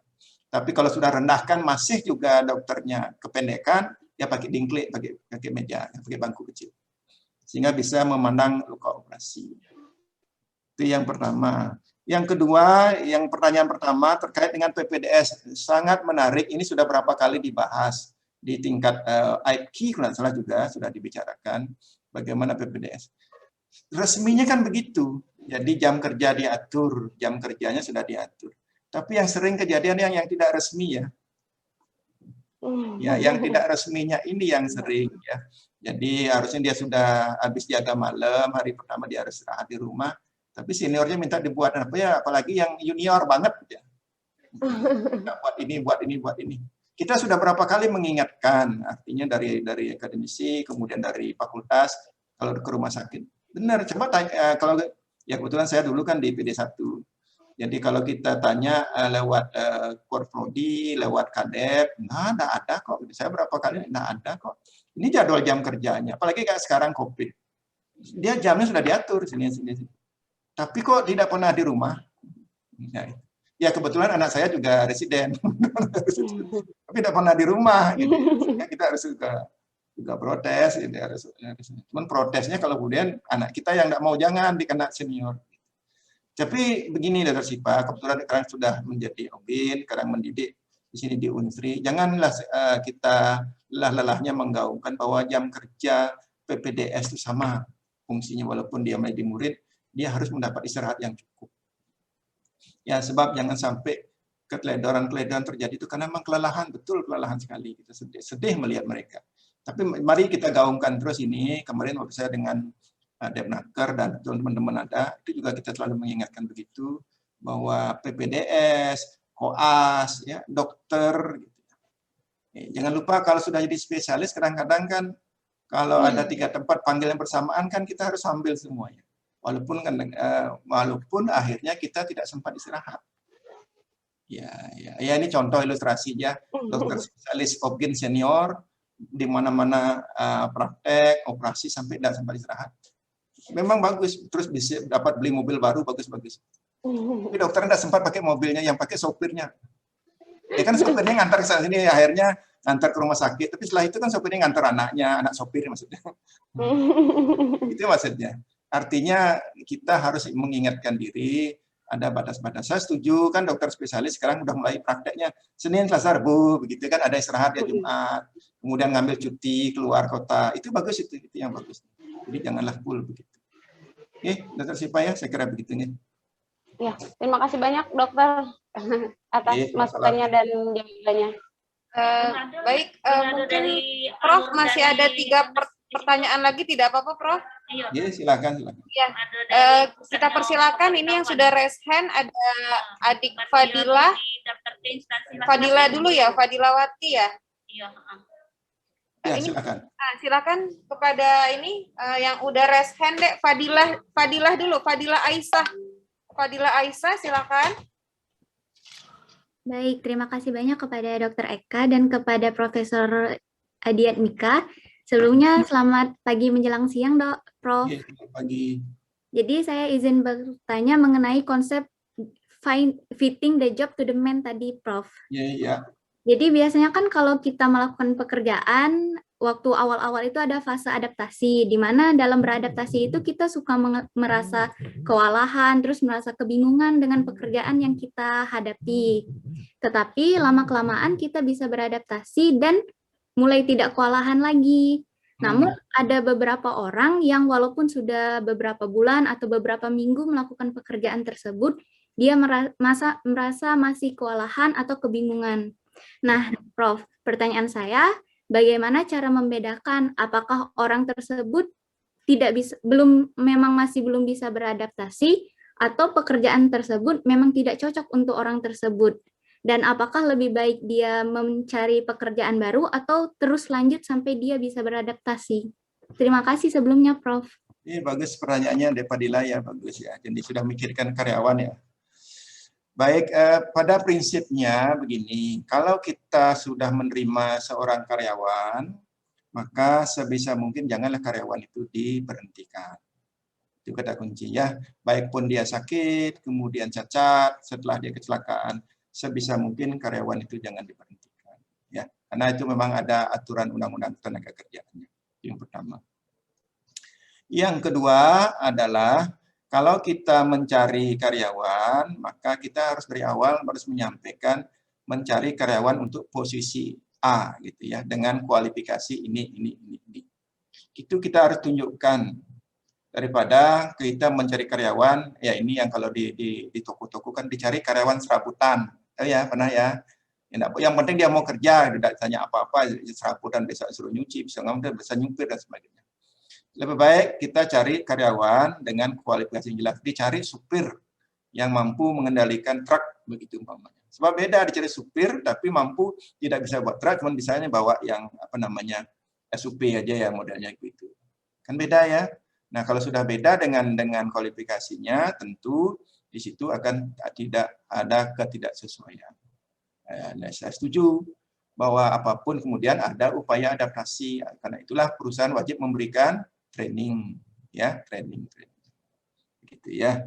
Dengan training inilah diharapkan karyawan-karyawan itu baik yang sesuai kualifikasinya maupun yang tidak sesuai itu bisa beradaptasi dengan lingkungan kerja baru. Walaupun sama-sama bisa mengemudikan mobil dengan SIM A, kan beda antara satu kendaraan-kendaraan lain, itu adaptasi. Nah, kalau kemudian dia sanggup, dia mengerjakan, dia akan melewati fase adaptasi, tentu dia akan mulai merasa nyaman. Nah, pertanyaannya adalah bagaimana kita mengetahui apakah ini dia memang tidak sanggup, ya, kemudian tidak cocok, atau memang tidak lewat fase adaptasi. Kan begitu ya? Nah, kita bisa melihat memang dari aspek pekerjaannya dia. Di situ coba kalau memang supervisornya bisa mengamati bagaimana kinerjanya dia. Kalau memang kita suruh nyupir, gitu ya, yang paling gampang kan ya, kecelakaan mudah-mudahan tidak kan begitu ya. Minimal lah benturan sana benturan sini, itu yang paling gampang itu. Tapi yang kemudian perlu kita perhatikan adalah dia mulai tidak masuk izin dengan berbagai alasan. Itu kalau udah mulai aneh-aneh begitu, ada sesuatu di sini. Apakah dia tidak cocok dengan pekerjaan? Hal-hal kecil begitulah yang perlu menjadi perhatian kita dari aspek ergonomi. Kita lihat, kita tanya dia kemudian. Ya, sehingga jangan kita langsung memvonis, wah Anda tidak cocok, Anda tidak keluar saja. Bisa jadi dia mungkin tidak nyaman dengan tempatnya atau tidak nyaman dengan satu hal, bisa tidak nyaman dengan temannya, begitu kan. Dan ujung-ujungnya barangkali karena tidak komunikasi. Karena itu komunikasinya itu yang harus kita jaga dengan baik. Jadi di sini sudah mulai organisasi, ergonomik organisasinya jalan. Ya, manajemen ini makro yang bekerja ya di Padilla ya. Manajemen harus memperhatikan temannya, lingkungannya dan sebagainya. Sosial budayanya dia. Jadi yang kalau kita melihat karyawan sering tidak masuk, itu pasti ada sesuatu. Minimal dia minta permisi, minta izin. Kalau memang dia mundurkan diri kan lain ceritanya. Ya di Padilla ya, saya kira begitu. Terima kasih. Baik, terima kasih banyak, Prof. Baik, ini mungkin kepada Robi Rafirli dipersilakan untuk memberikan pertanyaannya. Udah dari tadi, Prof, ini raise hand, Prof, boleh ya, Prof? Ya, silakan.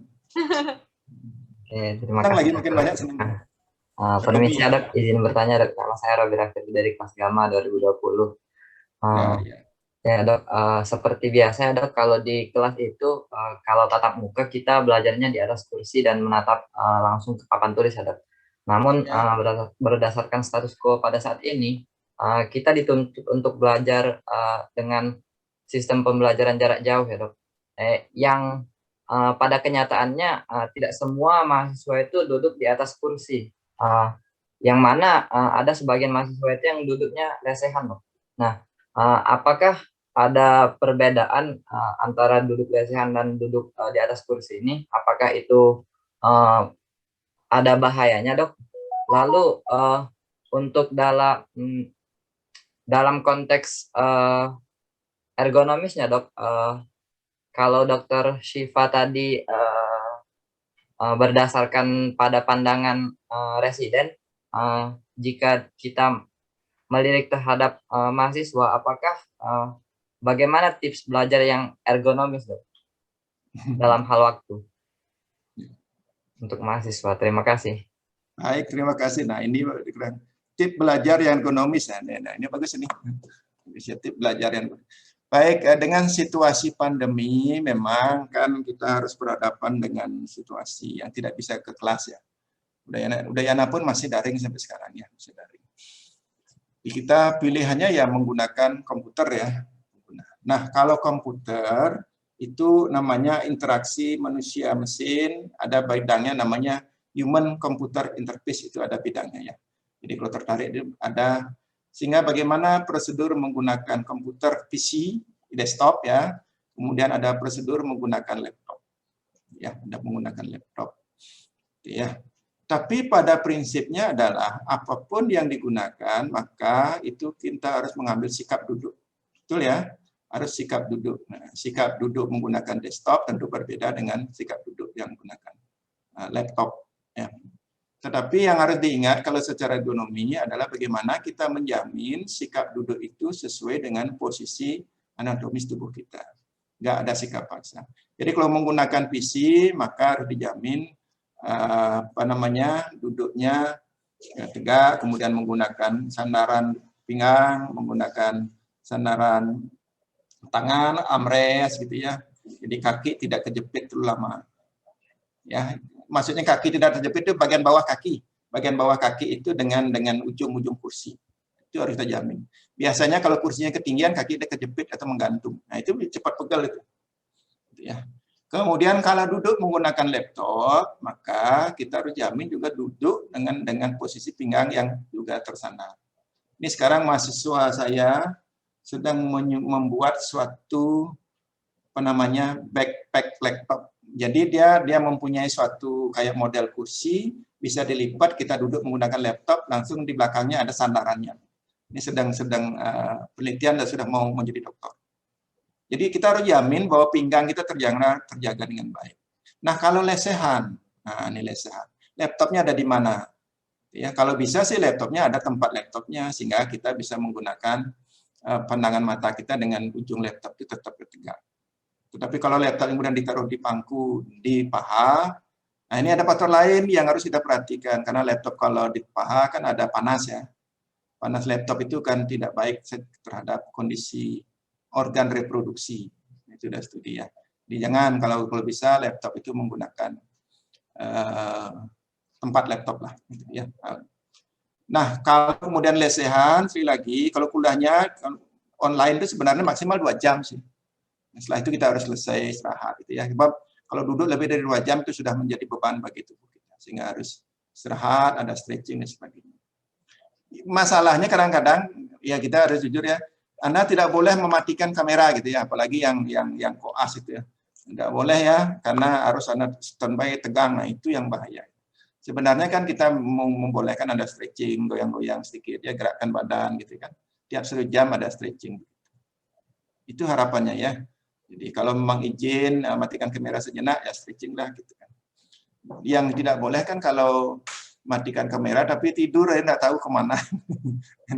Begitu ya. Oke. Begitu ya, Dek Robi. Oke, terima kasih dok. Terima kasih banyak. Ada 2 lagi, Prof. Berarti setelah 2 pertanyaan ini, mungkin bagi ada adik-adik lain yang mau bertanya, nanti mungkin akan kita ini dok ya data aja, Prof ya. Nanti mungkin kalau ada yang mau diinin bisa kita mungkin kalau Prof membuka secara offline. Jadi kita mungkin dua ini aja ya, Prof dulu ya. Silakan. Silakan kepada Ratu Sarifah, dipersilakan deh untuk memberikan pertanyaannya. Baik, terima kasih banyak Dr. Eka. Sebelumnya selamat siang. Bisa agak dekat sedikit dengan mikrofonnya, Dek Ratu. Baik, terima kasih banyak Prof untuk waktunya. Jadi begini Prof, kalau misalnya membahas tentang ergonomi, berarti sangat sesuai atau searah dengan dokter spesialis ortopedi. Nah, namun kenyataannya untuk dokter ortopedi itu sendiri, biasanya sedikit, misalnya kayak di wilayah saya di Nusa Tenggara Barat, biasanya untuk dokter ortopedi itu sangat sedikit. Kalaupun ada dokter ortopedi, dokter spesialis ortopedi, biasanya mahal. Nah, yang ingin saya tanyakan Prof, apakah sebagai seorang dokter umum diperlukan pembelajaran seputar ergonomi atau berfokus pada dokter spesialis ortopedi saja, Prof? Seperti itu. Terima kasih banyak, Prof. Baik, terima kasih. Jadi ya janganlah ke ortopedi, harus kan kasihan mahal banget ya. Jadi dokter umum pun boleh, ya. Karena itu kan dokter nanti dibekali dengan spesial topik ya, istilahnya kalau saya di Udayana spesial topik, dia dibekali dengan ilmu ergonomi, dibekali dengan ilmu kegawat daruratan, dibekali dengan ilmu apa namanya itu public health yang khusus ya di sini, sehingga dia akan keluar menjadi dokter dengan kemampuan P, yang nanti istilahnya itu kalau tamat ijazah itu namanya SKPI, surat keterangan pendamping ijazah. Dipunya sertifikat ergonomi, begitu ya berarti. Karena itu dokter umum yang belajar ergonomi biasanya akan diminta untuk berpikir secara komprehensif melihat suatu kasus, ya. Jadi terutama kasus-kasus yang berhubungan dengan keluhan muskuloskeletal, yang datangnya pegal-pegal, tapi kan kenapa, ya. Itu, jadi tidak mesti harus dokter spesialis yang mengerjakan.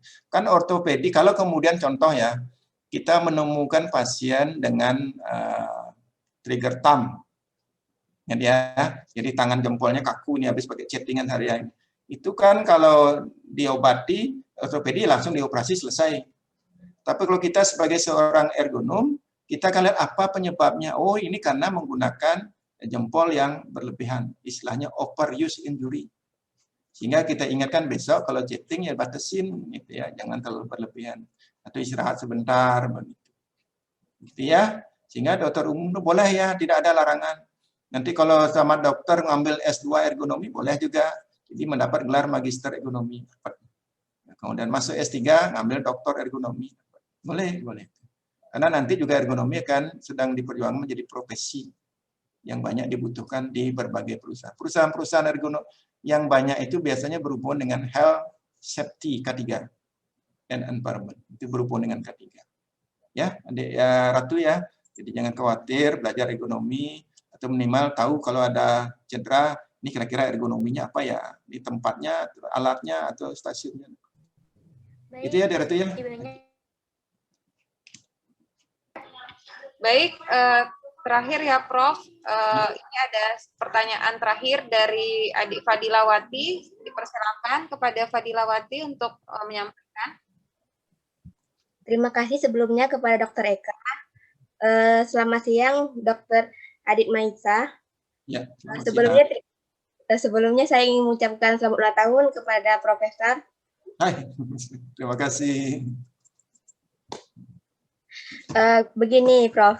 Seperti yang kita tahu, seperti yang Profesor jelaskan, kalau bidang ilmu yang terlibat dalam ergonomi ini ada kesehatan, teknik, pertanian, industri, manajemen olahraga, psikologi, fotografi, dan arsitek.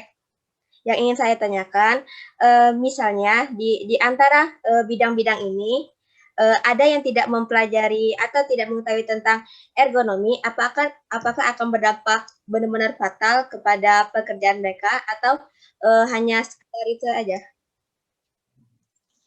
Baik, terima kasih. Ya, terima kasih. Ya, jadi sekali lagi ergonomi itu merupakan ilmu multidisiplin, betul ya. Jadi itu yang sebagian yang saya tulis ya, banyak sebenarnya bidang ilmu sekarang berkembang ya.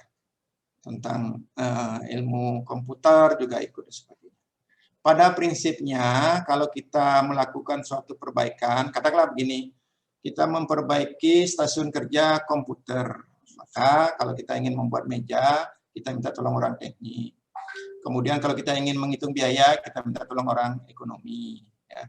Kemudian ada orang bahan, kemudian bagaimana aspek stretchingnya orang olahraga dan seterusnya. Begitu. Itu maksudnya supaya kita tidak usah memikirkan diri sendiri. Kalau kita dokter mikir ngitung duitnya, ngitung tekniknya kan pusing ya. Kita hanya memikirkan nanti kita lihat manusia bekerja itu sehat aman. Begitu prinsipnya multidisiplin. Oleh karena itu di berbagai bidang-bidang itu sekarang mulai mendapatkan pelajaran ergonomi. Ya, mulai ada pelajaran ergonomi. Teknik sudah ada ergonominya sudah mulai muncul ya, di keperawatan ada ergonomi, arsitek, di manajemen itu ada. Mungkin namanya tidak ergonomi, tapi beberapa sudah dipelajari begitu ya. Pada prinsipnya makin bagus, makin kompleks ilmu yang dipelajari tentang ergonomi, tentu nanti akan dapat memberikan layanan, menjaga karyawan itu menjadi lebih baik ya. Tetapi kalau tidak, tentu akan terjadi keterlambatan antisipasi. Contoh gampang, kalau tidak belajar ekonomi, datang ke praktek, sakit leher, kasih obat sembuh, besoknya kasih obat sembuh, kan gitu terus. Nanti laporannya kebutuhan obat untuk pasien ini meningkat. Kalau Anda menjadi dokter perusahaan, nanti kan ditanya, kok banyak kali obatnya, gimana upayanya dokter ini untuk pencegahan. Tapi kalau dokter ergonomi, begitu dia sakit pertama atau kedua, sudah mulai curiga, oh, ini ada apa? Maka kita segera antisipasi. Itu bedanya. Sehingga kita akan bisa lebih waspada menilai suatu kasus. Ya, Dek Padela ya. Oke. Terima kasih.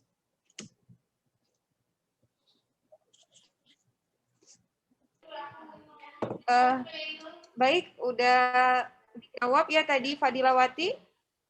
Pertanyaannya, itu pertanyaan terakhir Prof, yang sudah kita data Prof sampai sekarang. Mungkin terakhir ada sedikit ini dari Dr. Irfan. Silakan Dok, kalau ada yang mau disampaikan Dok. Ya, baik. Itu splatter itu. Kita beda meja aja. Sudah siap. Baik, terima kasih. Selamat pagi Prof. Ademika. Terima kasih sudah berkenan untuk menjadi salah satu narasumber bagi adik-adik kita, mahasiswa program studi pendidikan dokter FK Unsri. Dan mungkin mesti saya yang tadi duluan Prof ngomong sebelum Prof. Tapi tadi karena saya harus mengurus adik-adik kakak-kakak kelas mereka yang harus disuntik vaksin karena hari Senin harus masuk ke rumah sakit. Jadi saya ke sana dulu. Jadi mungkin sebagai wakil lah dari Fakultas Kedokteran dan juga dari bagian ilmu faal, kami mengucapkan terima kasih kepada Prof. Adiat Mika atas kesediaannya Prof untuk menjadi narasumber ini. Dan mungkin sedikit pengantar dari kami bahwa ini adalah merupakan salah satu bentuk usaha terobosan dari kita di FK Unsri, khususnya bagian faal, untuk menambah pencerahan bagi adik-adik kita. Jadi kalau selama ini mereka hanya mendapatkan ilmu dari guru-guru mereka, maka pada momen ini kita ingin menambahkan beberapa kajian dari para guru besar di luar Unsri, baik itu dari dalam maupun dari luar negeri. Dan Prof. Adiat Mika kami pilih karena reputasi Prof dalam bidang ergonomi yang memang kami sengaja sejak awal ingin memperkenalkan kepada adik-adik. Seperti yang Prof bilang tadi bahwa memang banyak rata-rata mahasiswa kedokteran itu belum banyak mengenal ergonomi. Nah, kami berharap dengan kuliah dari Prof ini bisa membuka hati mereka, bahwa membuka wawasan mereka bahwa oh, ilmu kedokteran ini luas dan mencakup berbagai aspek, dan juga aspek pencegahan, terutama aspek preventif, aspek keseimbangan, homeostasis, yang merupakan inti ilmu faal. Itu banyak sekali aplikasi-aplikasi yang bisa dilaksanakan, dan salah satunya adalah bagaimana kesesuaian atau keharmonisan antara kesehatan manusia dan lingkungan di sekitar, terutama lingkungan kerja. Dan saya tadi sangat senang sekali Prof. Adiat Mika sudah menyampaikan secara komprehensif, sederhana, dengan bahasa yang sederhana, yang saya yakin adik-adik semua bisa menjawab, dan terbukti tadi pertanyaan-pertanyaan mereka cukup kritis dan menandakan bahwa mereka sangat tertarik untuk mendalami ini. Saya berharap juga nanti adik-adik semua, kan ini kan masih baru nih kalian ini.